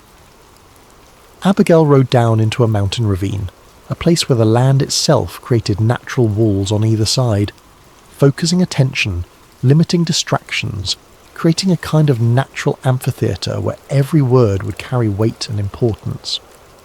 Ravines in that region were formed by seasonal water flow, carved over centuries by occasional flash floods that rushed through during the rainy season. During the dry season, they became natural passages through the mountainous terrain, shadowed by the steep walls on either side, cooler than the exposed hillsides, often the quickest route between locations but also potential places of ambush. And there, coming from the opposite direction, she saw them. David and his men, 400 warriors, armed and grim-faced, marching with the purposeful stride of men committed to violence. At their head, David himself still burning with the fury of insult and betrayal. They had come too far to turn back easily. The momentum of anger carried them forward, and the oath David had sworn gave that momentum the force of sacred obligation. Imagine the visual impact of that moment. Abigail, a woman alone on a donkey, riding toward an army. The contrast could not have been more stark. 1 against 400. Peace against war, wisdom against fury. Any reasonable person would have been terrified. But Abigail's courage came not from absence of fear, but from conviction that what she was doing was right and necessary. When Abigail saw David, she acted quickly, her movements deliberate and practiced. She dismounted from her donkey and bowed down before him with her face to the ground, the deepest form of respect and submission in her. Culture. This was not weakness, but strategy. She immediately diffused any perception that she came in defiance or pride. She acknowledged David's authority and position. She showed humility without grovelling, respect without civility. The act of dismounting and bowing would have required David and his men to stop. They couldn't simply march past a woman prostrated in their path. This gave Abigail her opening, created the space for words to be spoken and heard. Then she spoke, and in speaking she demonstrated why wisdom is sometimes called the highest gift, why Solomon asked God for wisdom above all other possible gifts, why the book of Proverbs consistently presents wisdom as more valuable than gold or silver or any material treasure. "Pardon your servant, my lord, and let me speak to you," she began, her voice clear and steady despite the circumstances. "Hear what your servant has to say. Please pay no attention to that wicked man Nabal. He is just like his name. His name means fool, and folly goes with him. And as for me, your servant, I did not see the men my lord sent." Notice the structure and wisdom of her opening. She asked permission to speak, showing respect for David's authority, even though he had no formal authority over her. She referred to herself as your servant multiple times, positioning herself as someone under David's care rather than as an adversary or even a neutral party. This was strategic. By calling herself his servant, she appealed to his responsibility as a leader to listen to those under his protection. She immediately disavowed her husband's actions, calling Nabal what he was, wicked and foolish. She didn't make excuses for him, didn't try to minimize what he had done, didn't ask David to understand or forgive Nabal's perspective. She simply acknowledged the truth. Nabal was a fool, and his response had been foolish. By doing this, she separated herself from his actions while taking responsibility for her household's obligations. She explained that she had not been present when David's messengers came, establishing that she bore no personal responsibility for the insult. This wasn't an excuse but a statement of fact. If she had been there, the implication was clear. Things would have gone differently. David's men would have been welcomed and provided for as they deserved. In these opening sentences, Abigail accomplished several things simultaneously. She showed respect without weakness. She acknowledged wrong without defending it. She established her own character as distinct from her husband's. She created a foundation for everything else she was about to say. But Abigail was just beginning. She continued, her words carefully chosen, building her argument with the precision of a skilled advocate. "And now, my lord, as surely as the Lord your God lives, and as you live, since the Lord has kept you from bloodshed and from avenging yourself with your own hands, may your enemies and all who are intent on harming my lord be like Nabal, and let this gift, which your servant has brought to my lord, be given to the men who follow you." This passage is masterful in its construction, revealing Abigail's deep understanding of how to appeal to a person's better nature. She invoked the name of God, reminding David that his actions would be witnessed and judged by a higher authority than any human. She didn't threaten David with divine judgment. That would have been counterproductive. But she framed the situation in terms of David's relationship with God. She reframed what was happening in the present moment. David had not yet shed blood. God, through Abigail's intervention, was keeping him from that action. By framing it this way, she made it easier for David to change course without losing face. He wasn't backing down from his oath. He was accepting God's intervention to prevent him from doing something he would later regret. She pronounced a curse on David's real enemies, lumping Nabal, together with them as equally foolish and deserving of divine judgment. This was clever. She wasn't asking David to forget the offence or pretend it didn't matter. She was simply asking him to leave the judgment to God rather than taking it into his own hands. David's honour would be satisfied through divine justice rather than human violence. She called the provision she had brought a gift freely given, restoring honour to the interaction. This wasn't payment extracted under duress or compensation offered out of fear. It was a gift from a friend, the kind of generous provision that should have been offered in the first place. By framing it as a gift, she allowed David to accept it without feeling that he was being bought off or manipulated. She pressed on, speaking with increasing boldness, her confidence growing as she saw that David was actually listening. "Please forgive your servant's presumption. The Lord your God will certainly make a lasting dynasty for my lord because you fight the Lord's battles and no wrongdoing will be found in you as long as you live. Even though someone is pursuing you to take your life, the life of my lord will be bound securely in the bundle of the living by the Lord your God. But the lives of your enemies he will hurl away as from the pocket of a sling. Here, Abigail revealed her understanding of David's true identity and destiny. This was not information available to just anyone. The fact that she knew about David's anointing, knew about God's promises to him, knew about his destiny to establish a lasting dynasty, all of this showed that she was a woman who paid attention to what mattered, who understood the deeper spiritual realities beneath the surface events of her time. She knew he would establish a dynasty, not hoped, not guessed, but knew with the certainty of faith in God's promises.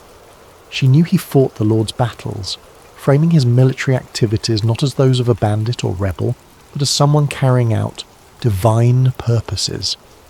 She knew that no wrongdoing would be found in him. This was both a statement of confidence in his character and a subtle warning that if he slaughtered her household, that would be wrongdoing that would stain his record. She used beautiful imagery to describe God's protection of David. Bound securely in the bundle of the living, evoked the image of something precious being wrapped carefully and protected, the way valuable items were bundled for safekeeping.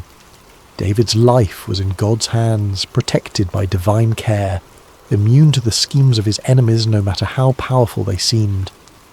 And then she reminded him of his greatest victory, referencing his defeat of Goliath with a sling, turning that image into a promise that God would handle his enemies just as David had once felled a giant. With a single stone from a sling, David had defeated Israel's greatest enemy. With similar efficiency and power, God would deal with all of David's foes. The message was clear. David didn't need to take vengeance into his own hands.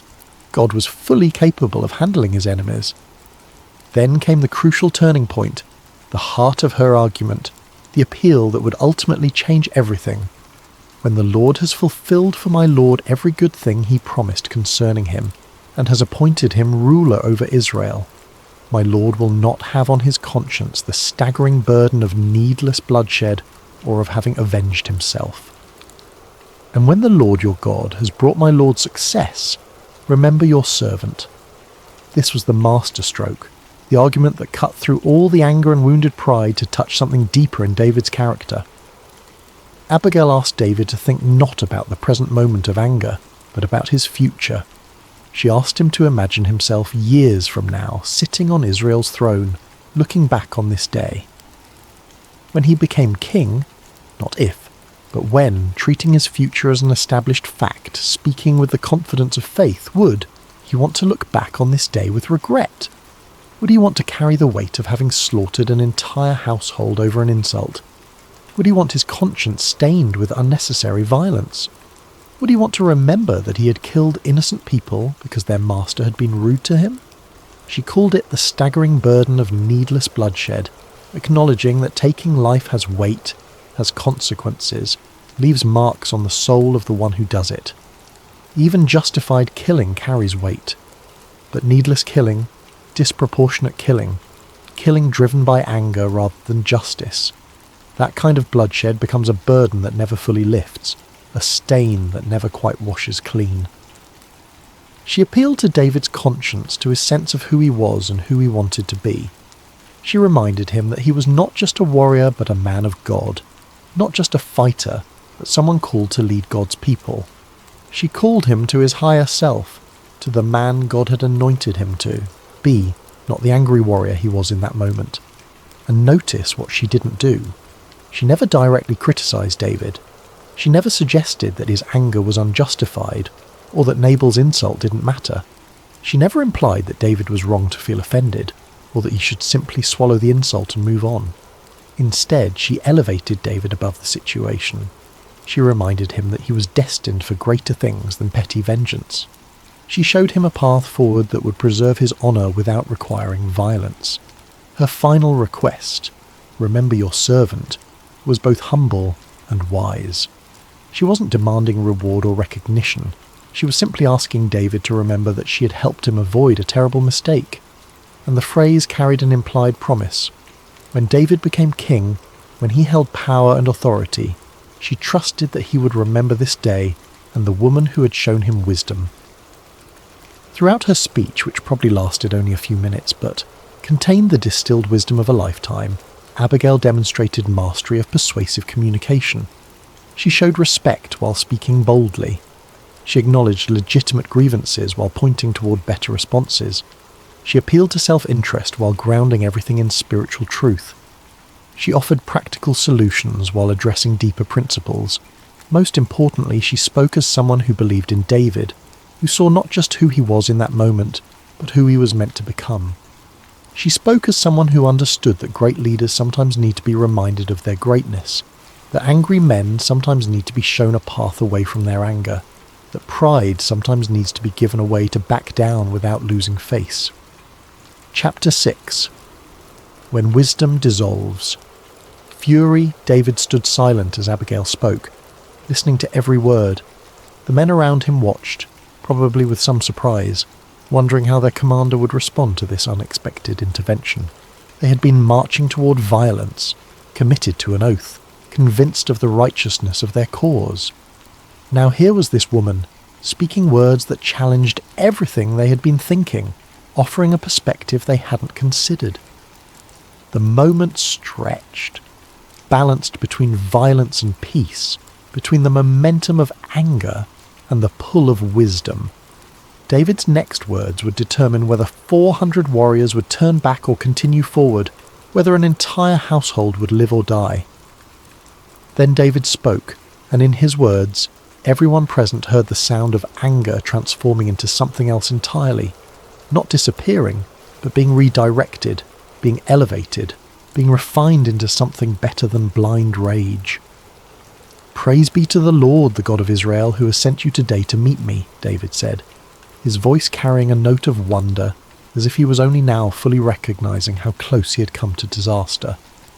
"May you be blessed for your good judgment and for keeping me from bloodshed this day and from avenging myself with my own hands. Otherwise, as surely as the Lord, the God of Israel lives, who has kept me from harming you, if you had not come quickly to meet me, not one male belonging to Nabal would have been left alive by daybreak." These words revealed several truths about David's character and about what had just happened. First, David recognized divine intervention. God had sent Abigail to stop him. This wasn't just a lucky accident or a clever woman taking initiative. This was providence, divine orchestration, God actively working to prevent David from making a terrible mistake. Second, he acknowledged that Abigail had saved him from bloodshed. Not saved Nabal, that's what we might expect him to say, but saved David himself. He understood that he was the one who needed saving, that he was the one about to commit an act he would regret.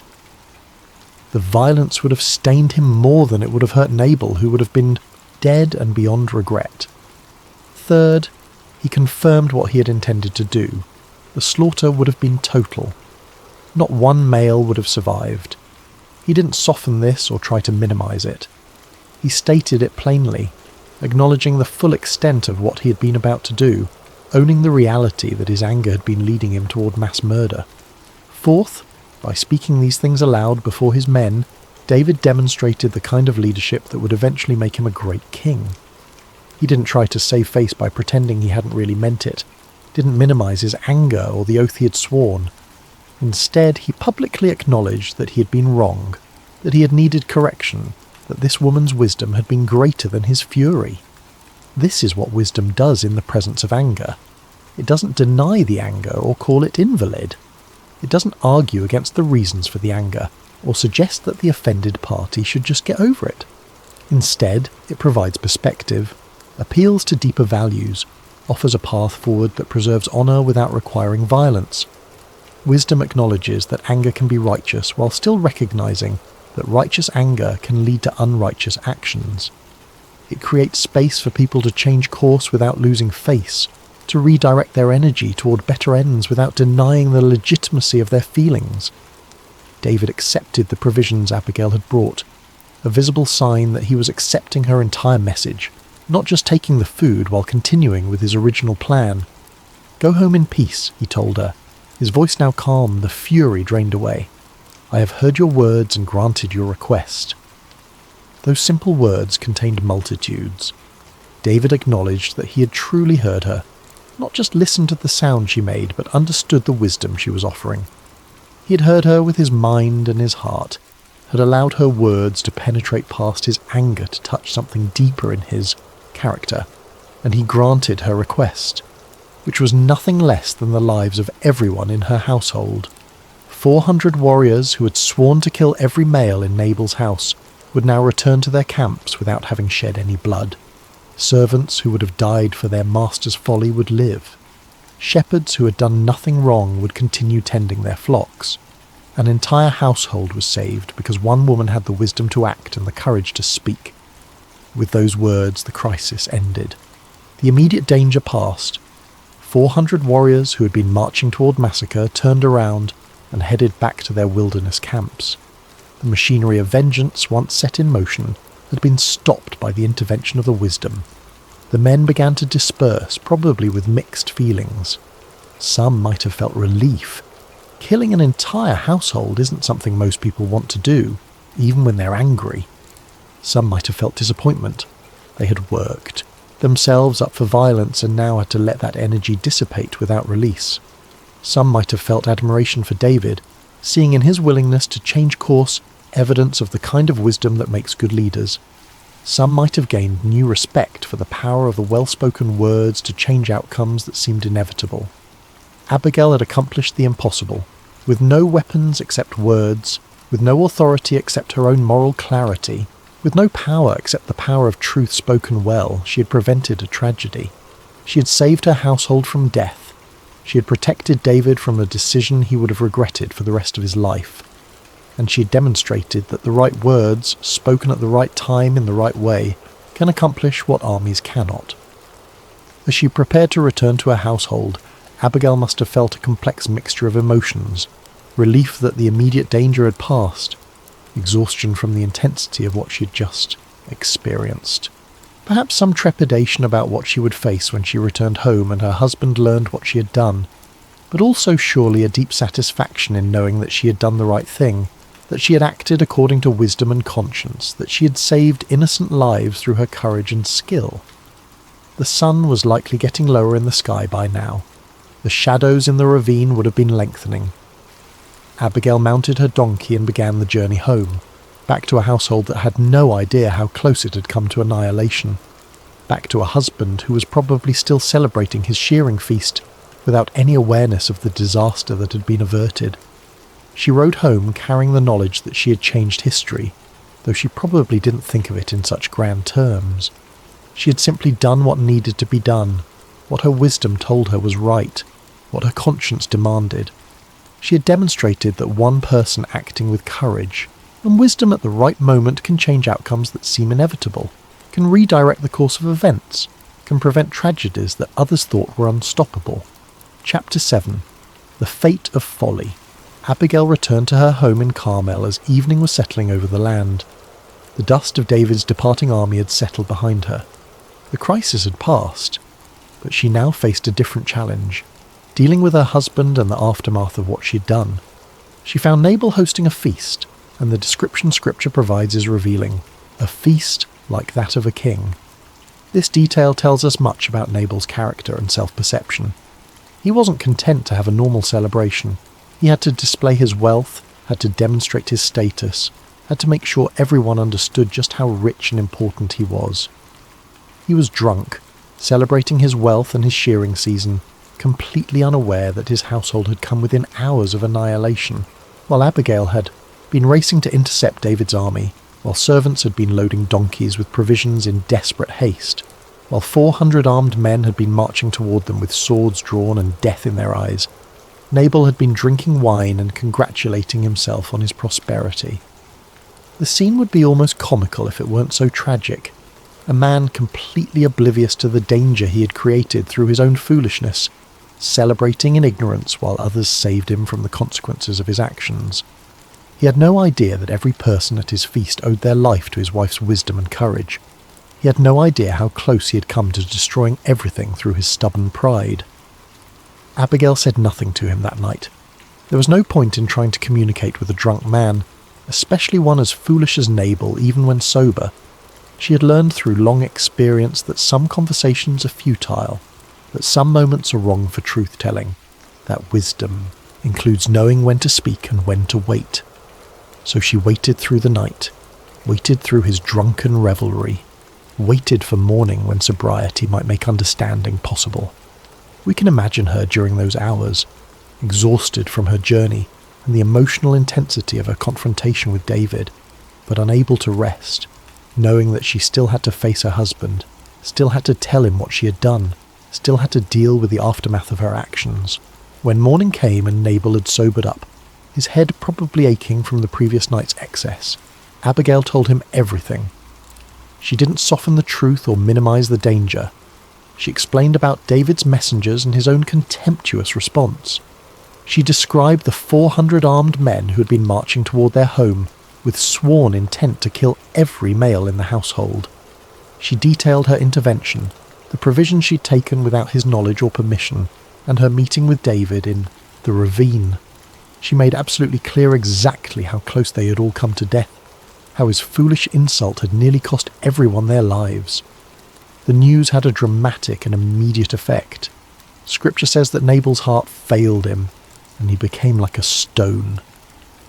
This description suggests either a stroke or some form of shock so profound that he became paralysed, unable to move or speak.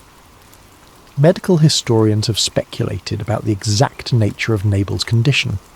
Perhaps a massive stroke, perhaps a heart attack, perhaps a psychological shock so severe that it manifested as physical paralysis. Whatever the medical mechanism, the meaning is clear. The man who had been so certain of his own importance and invulnerability, who had been celebrating with royal pretensions just hours earlier, suddenly came face to face with the consequences of his folly, the reality of how close he had come to death, the understanding of how his own actions had nearly destroyed everyone and everything he possessed, the humiliation of learning that his wife had to save him from his own stupidity. All of this crashed down on him with crushing force. Some speculate that what killed Nabal was not just physical shock, but spiritual and psychological devastation. He had built his identity on his wealth and status, on the illusion that his riches made him untouchable and superior. Now he had to confront the reality that his wealth meant nothing in the face of real power, that his status hadn't protected him, that he had been completely vulnerable and had been saved only through the intervention of the wife he had probably treated with contempt. For a proud man, a man whose name meant fool, but who probably believed himself quite clever, this realization might have been more devastating than any physical blow. His entire self-image collapsed. Everything he had believed about himself and the world was revealed as false. And unlike physical injuries which can heal, damage to one's fundamental sense of self can be fatal. He lingered for about 10 days in this condition, neither dead nor truly alive, existing in some twilight state between the two. We don't know if he was conscious during this time, if he could hear or understand what was happening around him, if he experienced this time as suffering or simply as a kind of blankness. The text is spare in its details, telling us only that he remained like a stone for approximately 10 days. Then he died. The text simply states that the Lord struck Nabal and he died, leaving the exact mechanism ambiguous, but the meaning clear. Nabal's death was connected to his character and his actions. God's justice had found him. The consequences he had created through his own foolishness had finally caught up to him. When David heard that Nabal was dead, his response revealed his character and his understanding of what had happened. He didn't gloat over the death of an enemy. He didn't celebrate that someone who had insulted him had suffered and died. Instead, he praised God and acknowledged how God had worked in the entire situation. Praise be to the Lord who has...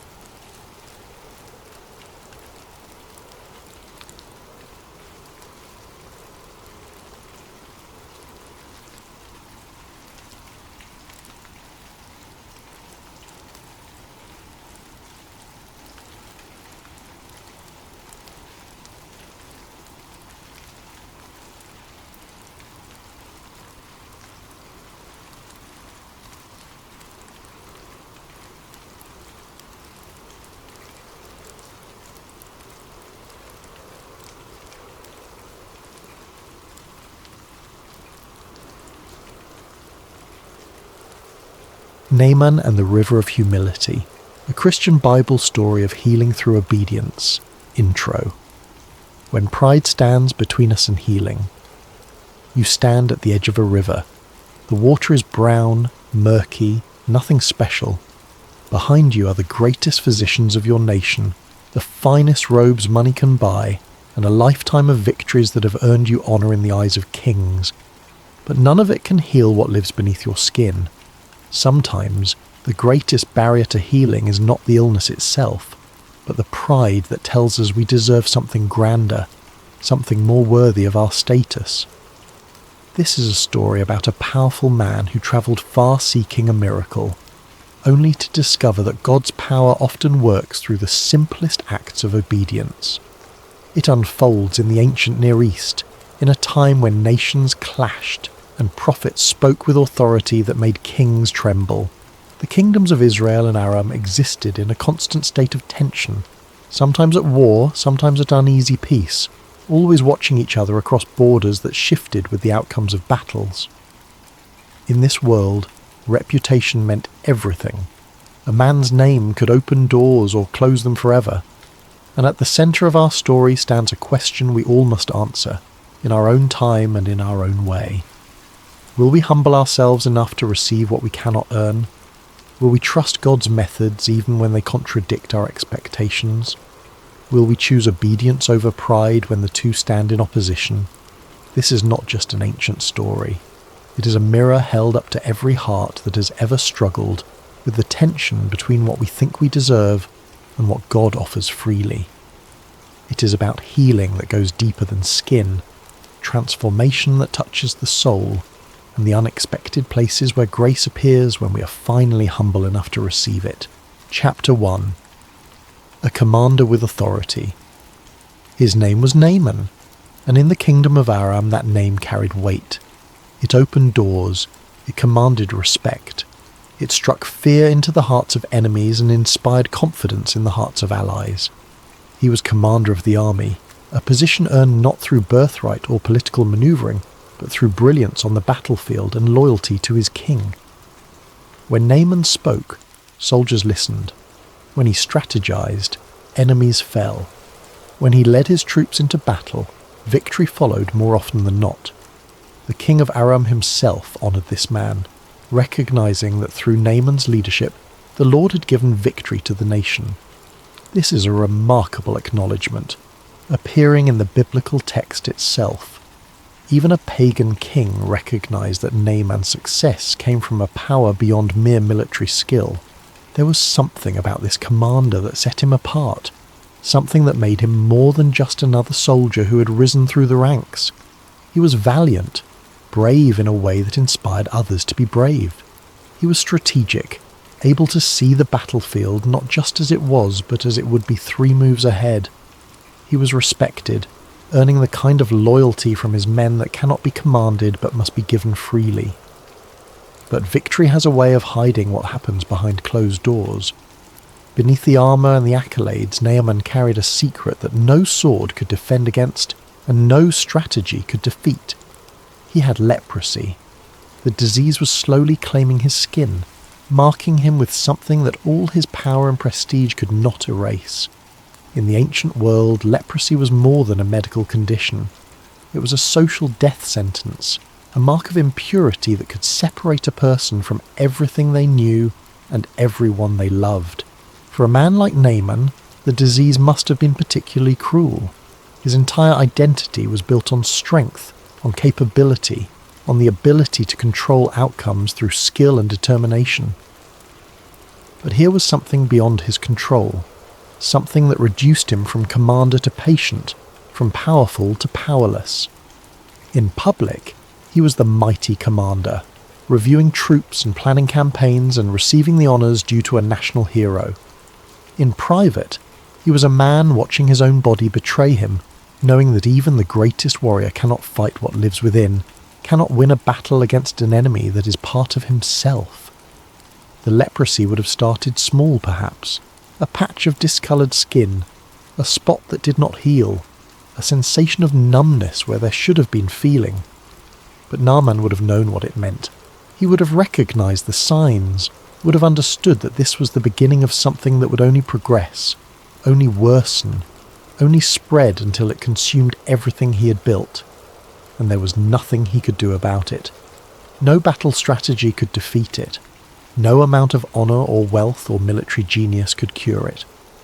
For the first time in his life, Naaman faced an enemy he could not overcome through his own strength. Chapter 2. The Captive Servant Girl. In Naaman's household served a young girl from Israel, taken captive during one of Aram's raids into enemy territory. We do not know her name. The biblical text does not record it, and perhaps that is fitting. She represents all the unnamed people throughout history, whose faith has changed the world in ways they could never have imagined, whose simple words have altered the course of events, whose obedience to God has brought healing to places of pain. She had lost everything. Her home, whatever dwelling she had known in Israel, was now beyond her reach. Her family, if they had survived the raid, was separated from her by distance and circumstance. Her freedom, the most precious possession of any human being, had been stripped away. She belonged now to Naaman's household, serving his wife, performing the daily tasks expected of a servant in a wealthy home. She ground grain and drew water and prepared food, and attended to her mistress with no choice in the matter, no control over her own life, no power to change her circumstances. Yet somewhere in her captivity, she had not lost her faith. This is the remarkable thing. She had every reason to be bitter, to curse the God of Israel for allowing her to be taken, to turn away from faith in a deity who seemed to have abandoned her to slavery in a foreign land. But she had not. Her faith remained intact, a quiet flame that continued to burn even in the darkness of her captivity. She knew about the prophets in Israel. She remembered the stories of God's power. She held on to the belief that the God she served was capable of miracles, even here, even now, even in the house of her captors. She served Naaman's wife, and in that service she watched. She saw the burden her master carried. She saw the worry in his wife's eyes, the concern that no amount of wealth or status could ease. She saw the private pain behind the public power, and one day she spoke. Her voice was small but certain, the words of someone who possessed no authority except the authority of truth. She told her mistress about a prophet in Samaria, a man of God named Elisha who could heal the commander. Think about that moment. Consider what it required of this young girl. She had every reason to remain silent, to let her captor suffer, to find satisfaction in the downfall of the man whose army had torn her from her home. Some might have seen Naaman's leprosy as divine justice, as punishment for the raids he had led, as fitting retribution for the suffering he had caused. But this girl did not think that way. When she saw suffering, even the suffering of her captor, she offered hope. When she had the opportunity to withhold information that could help, she chose instead to speak truth. When silence would have been easier and perhaps emotionally satisfying, she chose compassion. This is radical faith. This is the kind of faith that does not wait for perfect circumstances or ideal situations before it acts. This is the faith that sees a need and responds, that holds no grudges, that believes God's healing power is meant for everyone, even enemies, even those who have caused harm.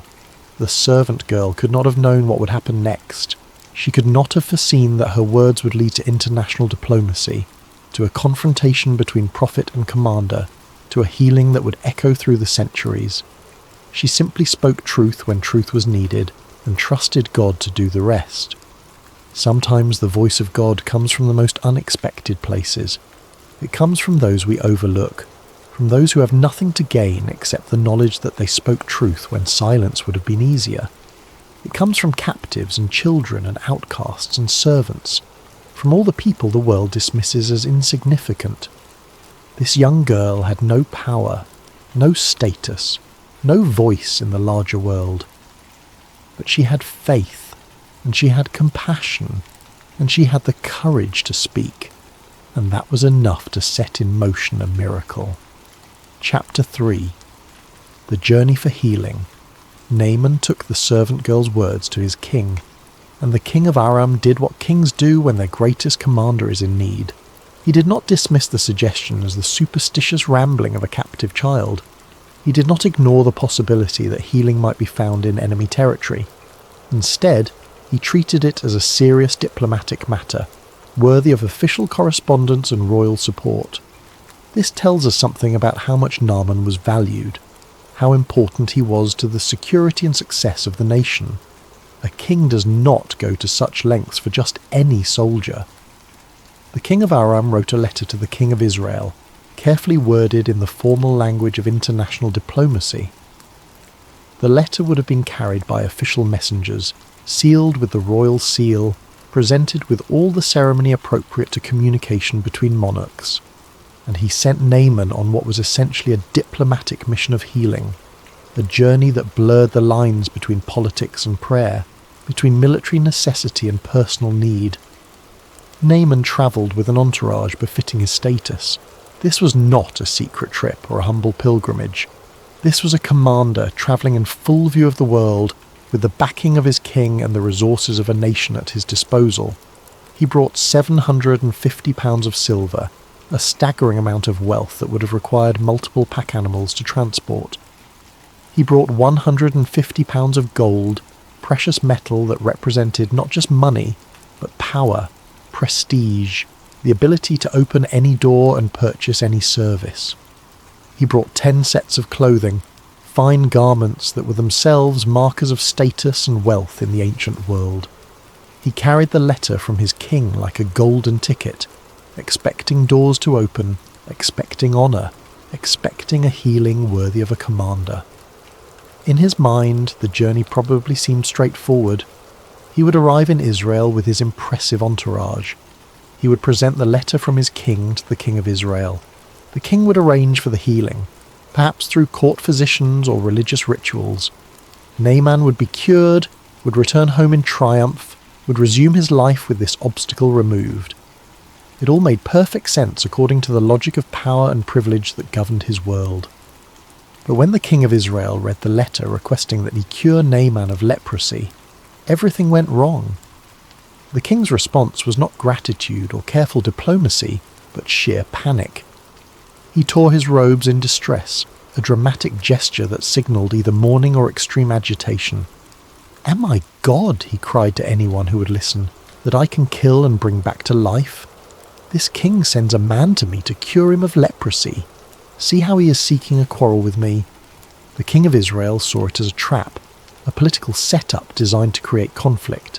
In his mind, the king of Aram was setting impossible conditions, asking for something no human could provide so that when it was not provided, war could be justified. It was a paranoid interpretation, perhaps, but not entirely unreasonable given the history between these two nations. The king of Israel understood his own limitations. He knew he could not heal leprosy. He had no prophets on retainer, no miracle workers at his beck and call. He was just a man, a political leader trying to navigate the dangerous waters of international relations, and now he was being asked to do the impossible. The king did not see what was really happening, that God was orchestrating something far greater than politics, that healing was coming, just not through royal power or political manoeuvring. The miracle would not come from a palace, but from a prophet. It would not be arranged through diplomacy, but through divine intervention. The king of Israel was right that he could not heal Naaman, but he was wrong to think that meant no healing was possible. He simply was not looking in the right place. Chapter 4. The prophet's unexpected response. When Elisha the prophet heard that the king of Israel had torn his robes in distress, he sent word. The message was simple and direct. "Why have you torn your robes? Send Naaman to me, and he will know that there is a prophet in Israel."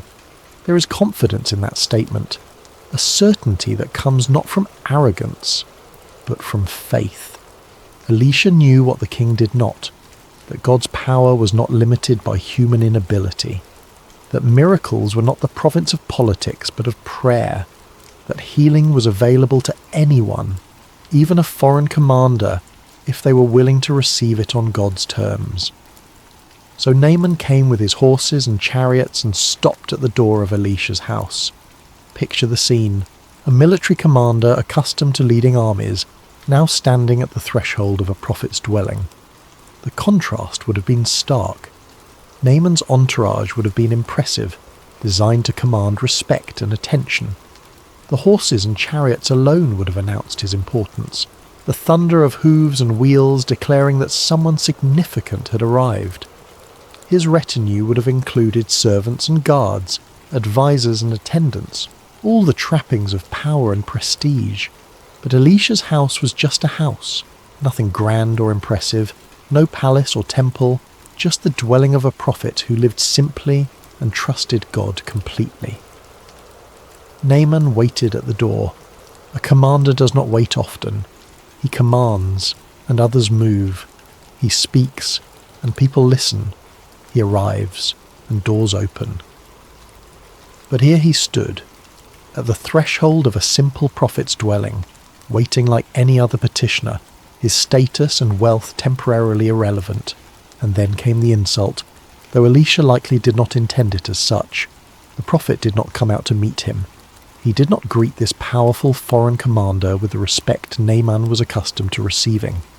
There was no ceremony of welcome, no acknowledgement of his status, no show of honour appropriate to a man of Naaman's rank. Instead, Elisha sent a messenger, an intermediary, someone to deliver instructions second-hand, as if Naaman were just another person seeking help rather than a commander of armies.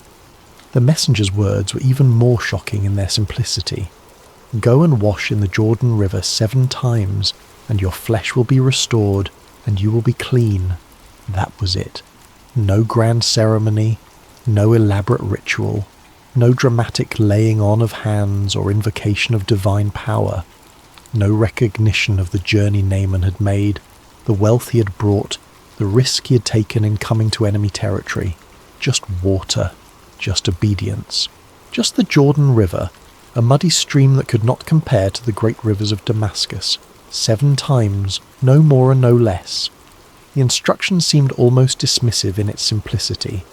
Go wash, as if leprosy were dirt that could be rinsed away, as if healing were as simple as bathing, as if the terrible disease that had driven Naaman hundreds of miles from home could be cured by something anyone could do, something that required no special skill or knowledge or power. The very ordinariness of the instruction was offensive to a man who had travelled far and brought much, who expected something extraordinary, something worthy of his suffering and his status. Chapter 5. The offence of simplicity. Naaman went away angry. The biblical text does not soften this. It does not say he was disappointed or confused or thoughtfully considering his options. It says he was angry, furious, rage-filled at what he had just experienced. You can picture the scene. A decorated commander, face flushed with indignation, turning his chariot around, his entire entourage witnessing his humiliation. The horses would have stamped and snorted as the reins were jerked hard, the chariots wheeling about in the dirt outside Elisha's house, the whole impressive procession preparing to leave as abruptly as it had arrived.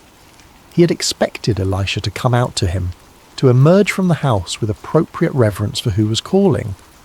He had expected the prophet to call on the name of the Lord his God in some impressive display of spiritual authority. He had expected Elisha to wave his hand over the spot where the leprosy marked his skin, to perform some mystical gesture that would demonstrate power and produce healing. He had expected theatre, drama, something befitting the journey he had made and the wealth he had brought, something worthy of a commander. Instead, he got instructions to bathe in a river. The disappointment must have been crushing.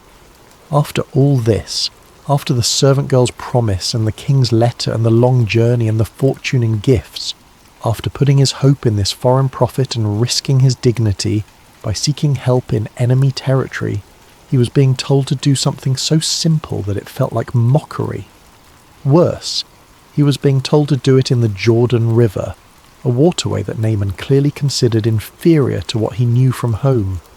Are not the Abana and Pharpar rivers of Damascus better than all the waters of Israel? He fumed to anyone within earshot.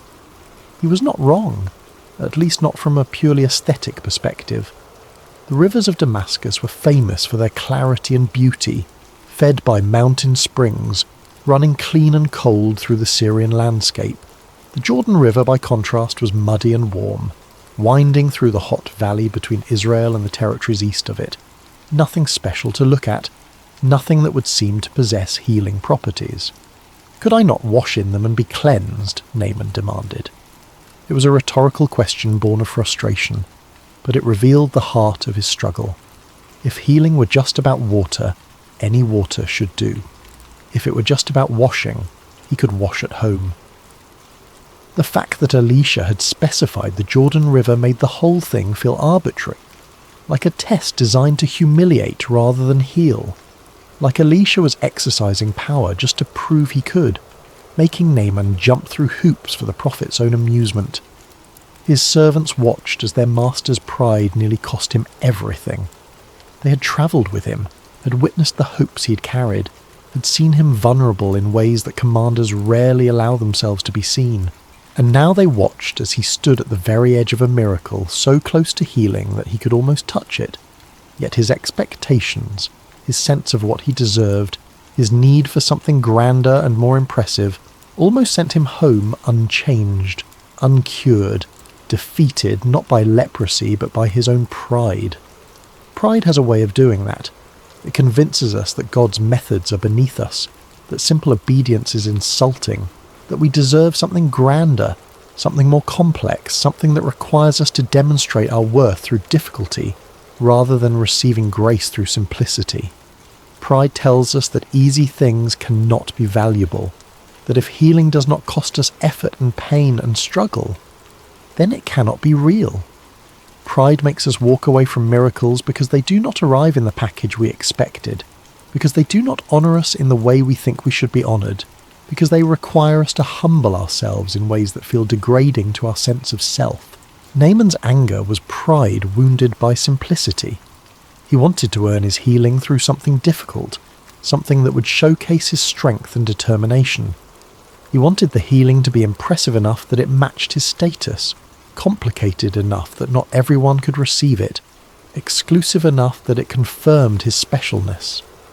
Instead, he was being offered something free, something simple, something that required nothing from him except the willingness to obey an instruction that made no sense to his rational mind.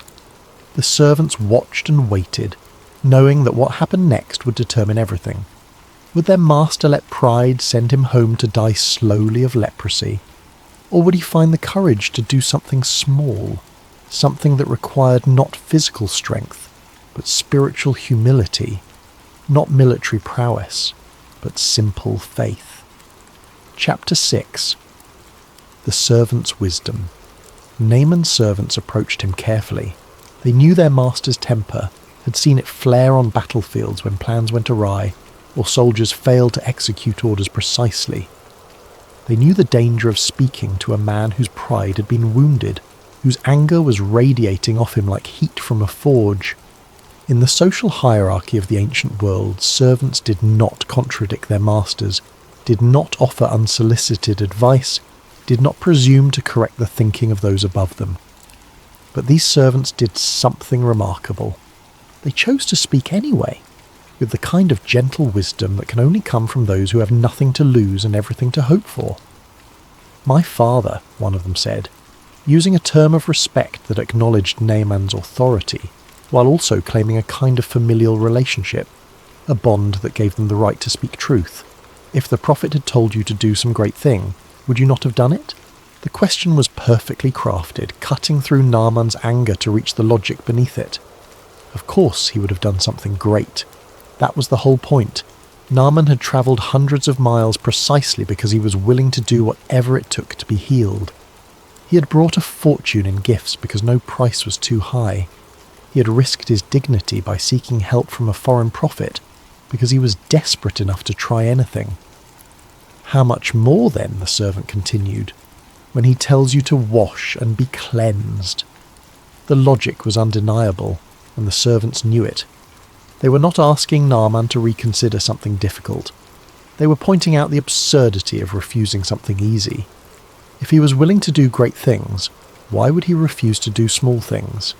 If he was willing to undergo elaborate rituals or painful procedures or demanding tests of endurance, why would he reject a simple instruction to wash in a river? The very ease of it should have been a gift, not an insult. Their words carried a wisdom that transcended their social status. They understood something that Naaman, in his anger and pride, had missed, that the difficulty of a task has nothing to do with its effectiveness, that God's power is not measured by the complexity of the method, that healing does not require elaborate procedures to be legitimate.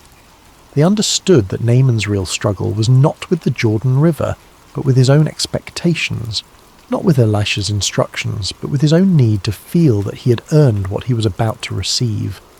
Think about what these servants were doing. They were risking their master's wrath to save his life.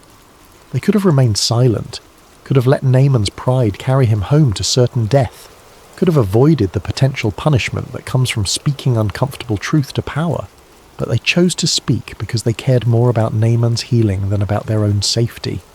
They chose wisdom over silence, truth over deference, love over fear. This is what true servants do in every age and in every context. They speak truth when truth is needed, even when it is risky. They offer wisdom when wisdom is lacking, even when it might be rejected. They care more about the well-being of those they serve than about protecting themselves from potential consequences. These servants embodied a kind of loyalty that went deeper than mere obedience to orders. They were loyal to Naaman's ultimate good, even when that meant contradicting his immediate wishes. Sometimes the people closest to us see more clearly than we do. They see past our anger to our need, past our pride to our pain, past our stated reasons to our actual fears. They understand that what we say we want is not always what we actually need. They recognize that our objections are often symptoms of deeper struggles, that our anger is often a mask for fear or disappointment or shame. And when they love us enough, they risk telling us what we need to hear rather than what we want to hear. Naaman stood at a crossroads, the kind that comes to all of us at various points in our lives. Would he listen to the servants who spoke wisdom? Would he let their logic penetrate his pride? Would he choose to see their intervention not as further humiliation, but as an act of grace, an opportunity to step back from the edge of a terrible mistake? The servants had done their part. They had spoken. They had offered a way forward. Now it was up to Naaman to decide whether he would humble himself enough to take it. And sometimes listening to those who serve us, hearing the wisdom of those we might be tempted to dismiss because of their social status or their lack of formal authority, saves our lives. Not just physically, though sometimes that too, but spiritually and emotionally and in all the ways that matter. The servants could not heal Naaman's leprosy. They could not perform miracles or change water into something medicinal. But they could do something equally important. They could speak truth that cut through pride and pointed toward obedience. And in that moment, that was exactly what Naaman needed. Chapter 7. The Act of Humility. Naaman went down to the Jordan River. That simple sentence contains a universe of internal struggle and spiritual transformation. Can you imagine that walk from where his servant spoke to him to where the river ran? Each step was a choice to humble himself, to release his expectations, to trust that God's way might not match his own. Each step was a death to pride and a birth of faith, a movement away from what made sense according to the world's logic, toward what made sense only in the logic of grace. The water was unremarkable when he reached it, the river ordinary, the whole scene lacking any sense of ceremony or significance.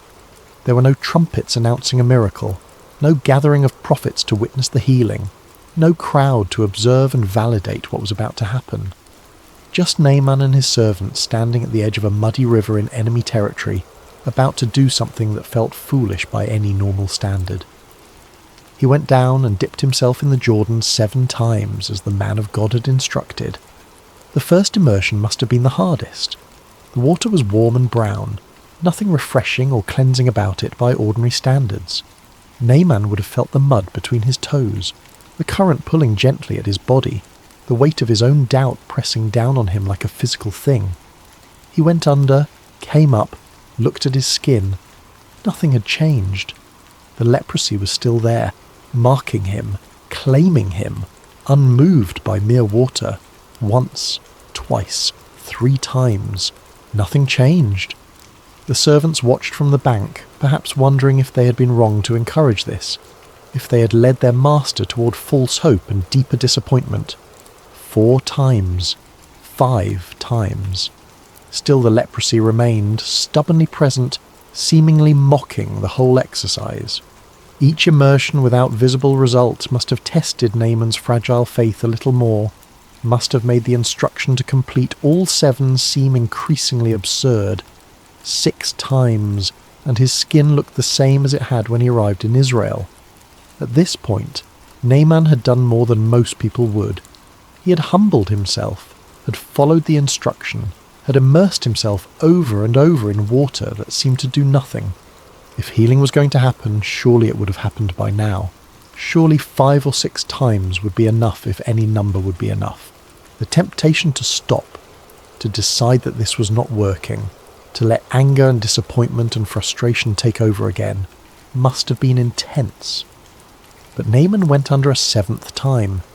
He completed the instruction exactly as it had been given, not stopping at 6 because that seemed like enough, not adding an 8th because 7 had not immediately produced results, but simply obeying the word of the prophet with precision.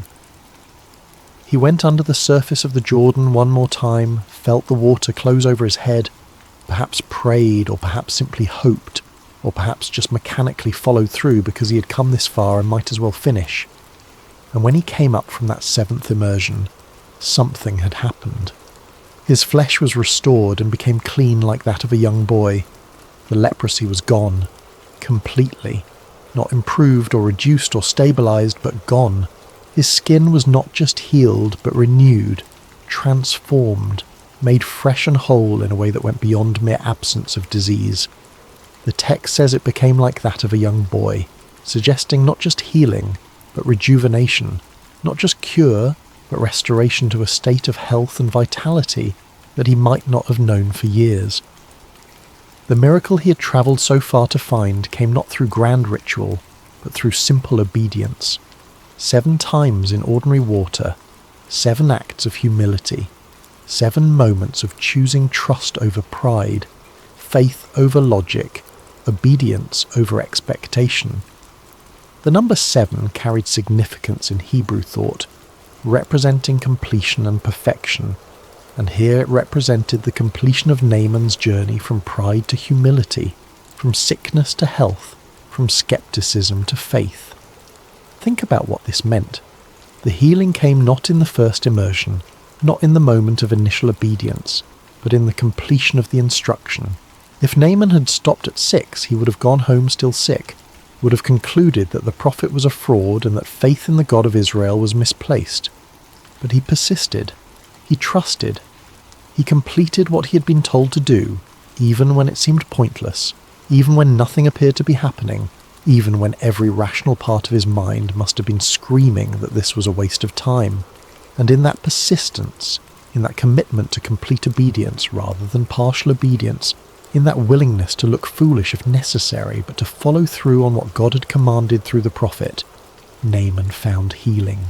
Not because the water of the Jordan had special properties, but because God had chosen to work through that water, in that place, at that moment, in response to obedience that required Naaman to lay down everything that had defined him, his pride, his expectations, his need for control, his insistence that healing come in a way that honoured his status. The servants on the bank must have erupted in amazement and joy when Naaman emerged from the 7th immersion with new skin. They had been right to speak. Their wisdom had saved their master's life. But more than that, they had witnessed a miracle, had seen with their own eyes that the God of Israel was real and powerful and willing to heal even a foreign commander who had barely begun to understand faith. They had stood at the edge of the ordinary and watched it transform into the extraordinary, had seen a muddy river become the site of divine intervention, had witnessed proof that God's ways are not human ways, and that miracles come through obedience rather than through impressive ceremonies. Naaman himself must have stood in the water for a long moment, looking at his hands, his arms, touching his face, examining every inch of skin that had been marked by disease and was now clean. The relief would have been overwhelming, the gratitude profound, the sense of having received something he could never have earned or purchased or achieved through his own strength absolutely clear. He had come seeking healing and found it, but not in the way he expected, not through the means he anticipated, not in a manner that confirmed his assumptions about how God works. He found healing through humility, through the willingness to do something small and seemingly insignificant, through obedience that required him to trust what he could not understand. And in that moment, standing in the Jordan River with clean skin and a transformed heart, Naaman became more than just a healed man. He became a living testimony to the power of simple faith, to the grace of a God who meets us in our need and heals us in ways that strip away our pride and build our trust, to the truth that sometimes the greatest miracles come wrapped in the most ordinary packages. Chapter 8. Healing beyond the physical. Naaman returned to Elisha, but he was a different man than the one who had left in anger just hours or perhaps days before. The journey back to the prophet's house was not the same as the journey away from it. Where there had been rage, there was now wonder. Where there had been disappointment, there was now gratitude. Where there had been wounded pride, there was now humble faith. He and all his attendants went back to the man of God and stood before him, and this time there was no impatience, no expectation of grand ceremony, no anger at being made to wait. When Elisha came out to meet him this time, or perhaps when Naaman was invited inside, the commander spoke words that revealed just how deep his transformation had gone. "Now I know that there is no God in all the world except in Israel," he declared. This was not a casual acknowledgement or polite gratitude. This was a confession of faith, a theological statement that marked a complete shift in Naaman's understanding of the divine. He had grown up in Arama, surrounded by temples to various gods, living in a polytheistic culture where different deities were thought to have different domains and different powers. He would have known the names of these gods, would have participated in rituals honouring them, would have assumed that each nation had its own deities who fought alongside their armies and blessed their endeavours. But now, having experienced the power of the God of Israel firsthand, having been healed through means that made no sense except in the context of divine intervention, Naaman was making an exclusive claim. Not just that Israel's God was powerful, but that Israel's God was the only true God, that all other deities were false or impotent by comparison. His healing had become more than physical. Something had shifted in his understanding of the divine, in his relationship with ultimate reality, in his grasp of how the universe actually works. He had come seeking the cure of his body and found something deeper, a transformation of his soul. The leprosy that had marked his skin was gone, but something even more significant had happened. The spiritual blindness that had kept him from recognizing the true God had been healed as well. He could see now, not just with physical eyes, but with spiritual perception, that he had encountered something real and true and powerful in a way that transcended all his previous religious experiences. He had encountered a God who did not need his wealth, who did not require his status, who did not operate according to the rules of power and prestige that governed Naaman's world. This was a God who healed through humility, who worked miracles through obedience, who restored not just flesh but faith.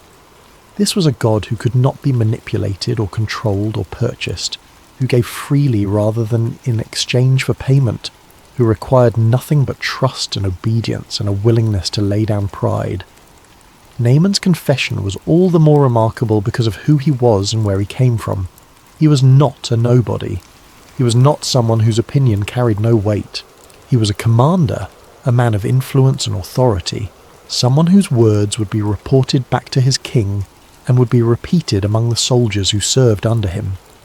His confession of faith in the God of Israel was a political statement as much as a personal one. a declaration that would have consequences beyond his own life, that would raise questions and eyebrows and perhaps even tensions in the polytheistic culture he was about to return to. But Naaman did not seem concerned about any of that. He had experienced something real, and he was not going to hide it or downplay it or translate it into terms that would be more acceptable to his culture. He stood before Elisha and spoke the truth as he now understood it. There is no God in all the world except in Israel. It was a bold claim, an exclusive claim, the kind of claim that transforms everything about how a person lives and thinks and relates to the world around them. This is what real healing does. It does not just fix the immediate problem, it transforms the person who receives it. Physical healing is wonderful, necessary, life-changing in its own right. But when physical healing opens the door to spiritual transformation, when the miracle of restored flesh leads to the miracle of restored faith, when the God who heals the body also captures the heart, that is something even more profound. That is the kind of healing that lasts not just for the remainder of a lifetime, but for eternity. Naaman had come to Israel as a pagan seeking a cure from a prophet rumoured to have power. He was leaving as a believer, someone who had encountered the living God and would never be the same. His skin was clean, yes, but his soul was cleansed as well. His body was restored, but his spirit was awakened. He had been made whole in every sense of the word, healed not just physically but spiritually, restored not just to health, but to right relationship with the divine. And this dual healing, this transformation that touched both body and soul, was the real miracle. The clean skin was evidence of God's power, but the changed heart was evidence of God's grace. Anyone with enough power could heal skin, at least theoretically, but only God could transform a proud commander into a humble believer. Only God could take a pagan soldier and make him into a confessor of faith. Only God could use something as simple as water and obedience to remake a person from the inside out. Chapter 9. The refusal of payment. Naaman urged Elisha to accept a gift from him, to take some portion of the vast wealth he had brought on the journey. "Please accept a present from your servant," he said, using language that indicated his changed perspective. He was no longer demanding recognition as a powerful commander. He was presenting himself as a servant, humble before the prophet and the God the prophet represented. In Naaman's world, in the culture and context he knew, this made perfect sense. It was the only way he knew how to respond to such a profound gift. Everything in Naaman's experience suggested that healing should be paid for. When physicians treated illness, they were compensated. When priests performed rituals, they received offerings. When anyone provided a service, especially a service as valuable as restoring health and saving a life, payment was expected and appropriate. Money was how value was acknowledged, how gratitude was expressed in concrete terms, how debts were recognized and honored. For a man like Naaman, who had access to significant wealth and understood the world primarily through transactions and exchanges, offering payment was not just polite but necessary. Moreover, Naaman had brought all this wealth specifically for this purpose. The 750 pounds of silver, the 150 pounds of gold, the 10 sets of fine clothing, all of it had been packed and transported with the expectation that it would be needed, that healing would come at a cost, that the prophet would rightfully expect compensation for such a valuable service. To return home with all of it still in his possession would seem strange, wasteful, almost insulting to the prophet who had facilitated his healing. But Elisha refused. "As surely as the Lord lives whom I serve, I will not accept a thing," the prophet said. The oath was strong, invoking God as witness to his refusal, making it clear that this was not a matter of negotiation or polite refusal that could be overcome with insistence. This was a firm no, grounded not in pride or in some attempt to appear above material concerns, but in a deep theological principle. And even though Naaman urged him, pressed him, tried to convince him to take at least something, Elisha would not relent. He would not take it. This refusal was itself a teaching moment. a lesson as important as the healing itself. Elisha was making a point, demonstrating something crucial about the nature of what had just happened. Healing was not a transaction. It could not be purchased, could not be earned, could not be reduced to an exchange of goods and services. What Naaman had received was not the result of the prophet's skill or power, but of God's grace. Elisha was merely an instrument, a messenger, someone through whom God had chosen to work. To accept payment would be to suggest that the healing had been Elisha's doing, that it was something he had provided through his own abilities, something for which he deserved compensation. But that was not true, and Elisha would not allow Naaman to misunderstand what had happened. The God of Israel could not be bought. His miracles were not for sale. His grace could not be purchased with silver or gold or fine clothing or anything else humans might offer. What Naaman had received was a gift, pure and simple, freely given, requiring nothing but faith and obedience, and the only appropriate response was gratitude and changed living, not payment. This was radically different from the religious systems Naaman knew. In the pagan temples of his homeland, everything had a price. Want the gods to bless your crops? Bring an offering. Want to ensure victory in battle? Make a sacrifice. Want healing or protection or prosperity? Pay the priests, bring the gifts, perform the rituals, and maybe, if the gods were pleased, you would receive what you sought. Religion was transactional, a system of exchanges where humans gave things to the gods in hopes of receiving blessings in return.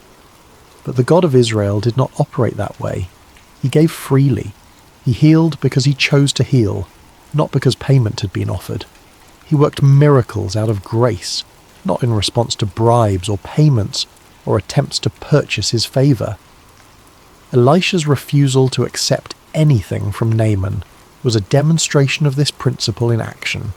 It was a way of saying, this healing was not about what you brought or what you can offer. It was about God's power and your willingness to trust and obey. That is all that was required. That is all that will ever be required. The refusal must have been uncomfortable for Naaman. It left him with a debt he could not repay, a gift he could not reciprocate, a feeling of owing something that he had no way to settle. But perhaps that was the point. Perhaps that discomfort was itself instructive, teaching Naaman something about grace that he could not have learned if Elisha had accepted payment. Grace leaves us in debt. It gives us something we cannot earn and cannot repay. It places us in a position of permanent gratitude, of ongoing recognition that we have received what we did not deserve and could never have purchased. And that is exactly where God wants us to be.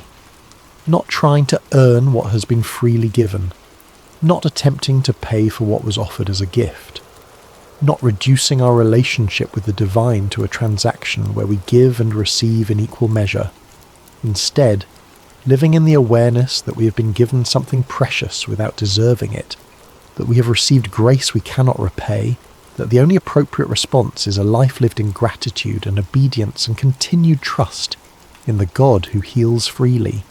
Elisha's refusal was an act of prophetic teaching, a moment of instruction that went beyond words to demonstrate in action what grace actually means. The prophet would not compromise this principle, not even to be polite, not even to make Naaman comfortable, not even to accept wealth that could have been used for good purposes. The point was too important. The lesson was too crucial. What Naaman had received was a gift, and gifts are not purchased. They are received with gratitude, and then they transform how we live. Chapter 10. A changed life. Before Naaman left, he made an unusual request, one that reveals just how deep his transformation had gone, and how seriously he was taking his new faith. "If you will not accept a gift," he said to Elisha, "then please let me, your servant, be given as much earth as a pair of mules can carry." The request might seem strange to modern ears, but it made perfect sense in Naaman's cultural context. "For your servant will never again make burnt offerings and sacrifices to any other god but the Lord," he continued, explaining his reasoning. He He wanted soil from Israel, actual dirt to take back to Aram so he could worship the God who had healed him on the very ground where that God was known and honoured. In the ancient world, gods were often thought to be connected to specific territories, to have power in particular lands and among particular people. Naaman's request for Israelite soil suggests he wanted to create, in his homeland, a small piece of Israel, a space where the God of Israel could be properly worshipped even in foreign territory.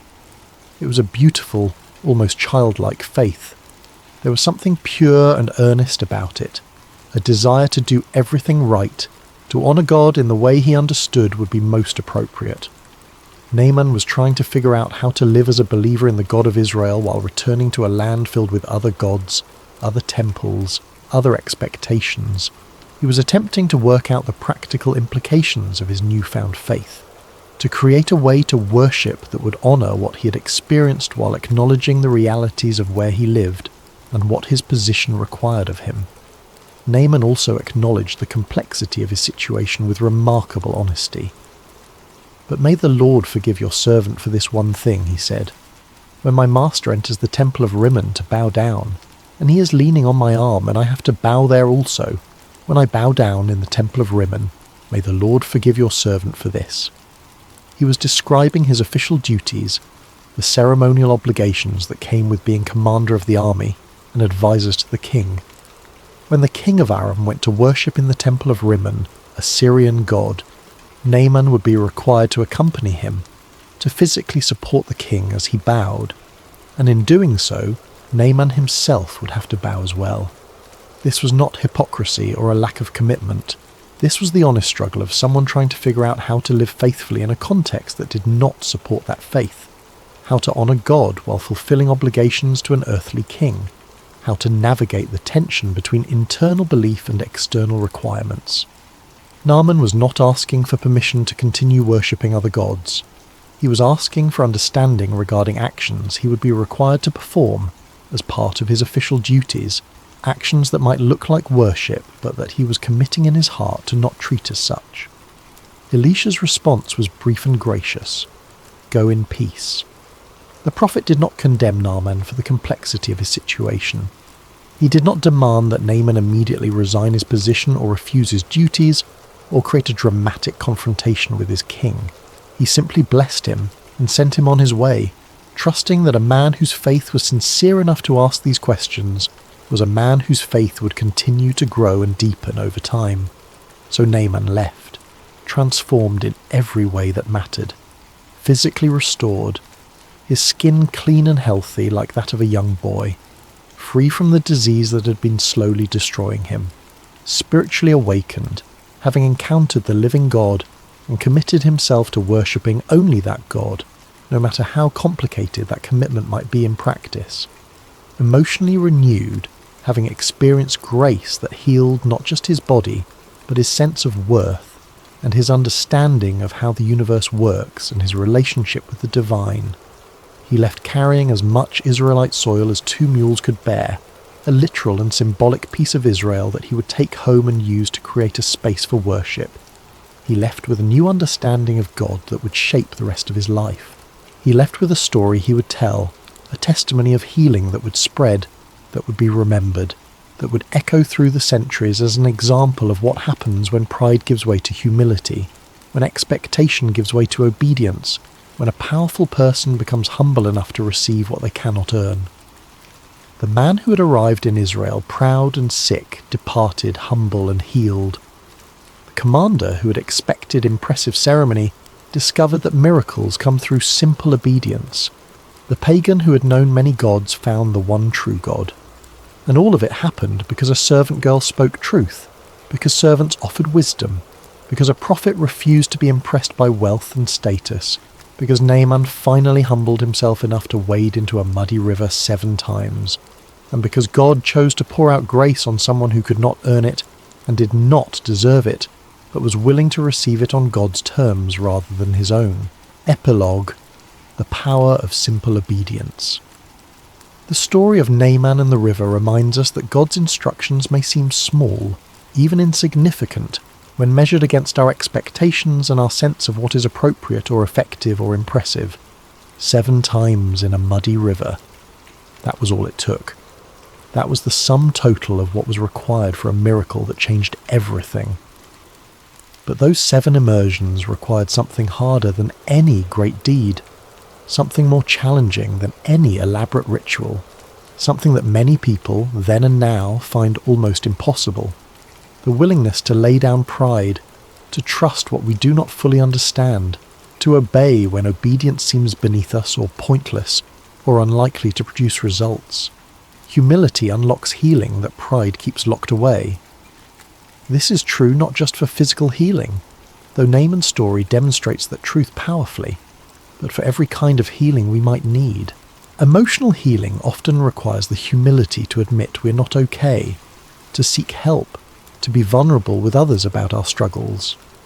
Relational healing requires the humility to acknowledge our part in conflicts, to apologize even when we think we're only partially at fault, to extend forgiveness even when it feels undeserved.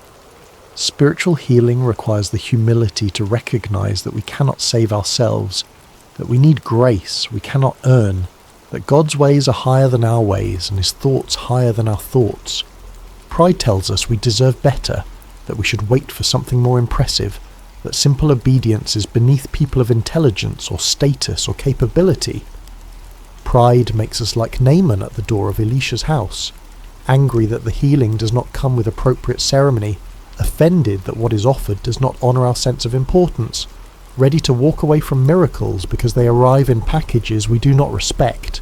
Pride costs us healing, costs us transformation, costs us the very things we most desperately need, all because we cannot bring ourselves to do something simple. But faith can grow even in foreign lands, even in captivity, even in circumstances that seem hostile to belief. The young servant girl demonstrated this. Taken from her home, living as a slave in the household of her captor, she nevertheless maintained faith in the God of Israel and in the power of that God to heal. Her faith did not depend on comfortable circumstances or on being surrounded by other believers or on having religious freedom. Her faith was a quiet flame that continued to burn regardless of external conditions, and when the moment came to speak, she spoke hope rather than bitterness, healing rather than revenge, faith rather than despair. This is the kind of faith that changes the world, the kind that persists in darkness, the kind that speaks truth even when there is no apparent benefit in doing so, the kind that believes God can work miracles even in the most unlikely circumstances. It is faith that does not wait for perfect conditions before it acts, that does not require everything to be ideal before it hopes, that trusts God's power regardless of the surrounding darkness. And it is faith that we are all called to cultivate wherever we find ourselves, whatever our circumstances, however hostile or foreign or difficult our situation might be. Naaman's healing was not just about restored skin. It was about a restored relationship with the divine, about learning that God's ways are not our ways, that miracles come through obedience more than through ceremony, that sometimes the greatest act of faith is simply doing what we are told, even when it makes no sense to us, even when it seems too simple to be effective, even when our pride screams that we deserve something grander. The healing of Naaman's body was the visible sign of a deeper healing that was taking place in his soul, a transformation that moved him from pride to humility, from expectation to trust, from resistance to obedience. And that transformation is available to all of us, in whatever rivers we are called to enter, in whatever simple acts of obedience we are asked to perform. The specifics will differ. For Naaman, it was 7 immersions in the Jordan. For us, it might be something else entirely, some instruction from God that seems too simple, or too strange, or too humbling to be the path to healing. But the principle remains the same. God often works through the ordinary to accomplish the extraordinary, through the simple to achieve the profound, through the humble to manifest the miraculous. Sometimes the path to restoration begins with the willingness to obey what we do not fully understand. We want explanations. We want guarantees. We want to know why and how and what will happen if we comply. But faith does not always come with those assurances. Sometimes faith means taking the first step into the river without knowing what will happen, immersing ourselves once, then twice, then 3 times, persisting even when nothing seems to be changing, trusting that if God said 7 times, then 7 times is what will accomplish the healing we need. The river waits. Not the literal Jordan, perhaps, but whatever river God is calling each of us to enter. Whatever simple act of obedience we are resisting because it does not match our expectations or honour our sense of importance, or seem adequate to address the magnitude of our need. The river waits, and the healing is there, ready to be received, available to anyone willing to humble themselves enough to obey. All that remains is the question: will we humble ourselves enough to receive it? Will we be like Naaman at the door of Elisha's house, angry and resistant and ready to walk away? Or will we be like Naaman in the Jordan River, humble and obedient and willing to complete what we have been instructed to do, even when it makes no sense, even when it seems pointless, even when pride tells us we deserve something better? The choice is ours. The healing is available. God's grace is offered freely, requiring nothing but trust and obedience, asking only that we be willing to lay down our expectations and pick up simple faith, that we be willing to enter whatever river we are called to enter and immerse ourselves as many times as we are told, trusting that God knows what He is doing even when we do not. And if we can find that humility, if we can muster that obedience, if we can persist through the first 6 immersions when nothing seems to be happening and trust God enough to complete the 7th, we may discover what Naaman discovered, that God is faithful, that His methods work even when they do not make sense, that healing comes to those who are humble enough to receive it on His terms rather than demanding it on their own. May we all have the wisdom of the servant girl who spoke hope when she could have remained silent. May we all have the courage of the servants who spoke truth to power when silence would have been safer. May we all have the humility of Naaman in the river, willing to look foolish if necessary but determined to obey fully, trusting that God's simple instructions are the path to the miracles we most desperately need.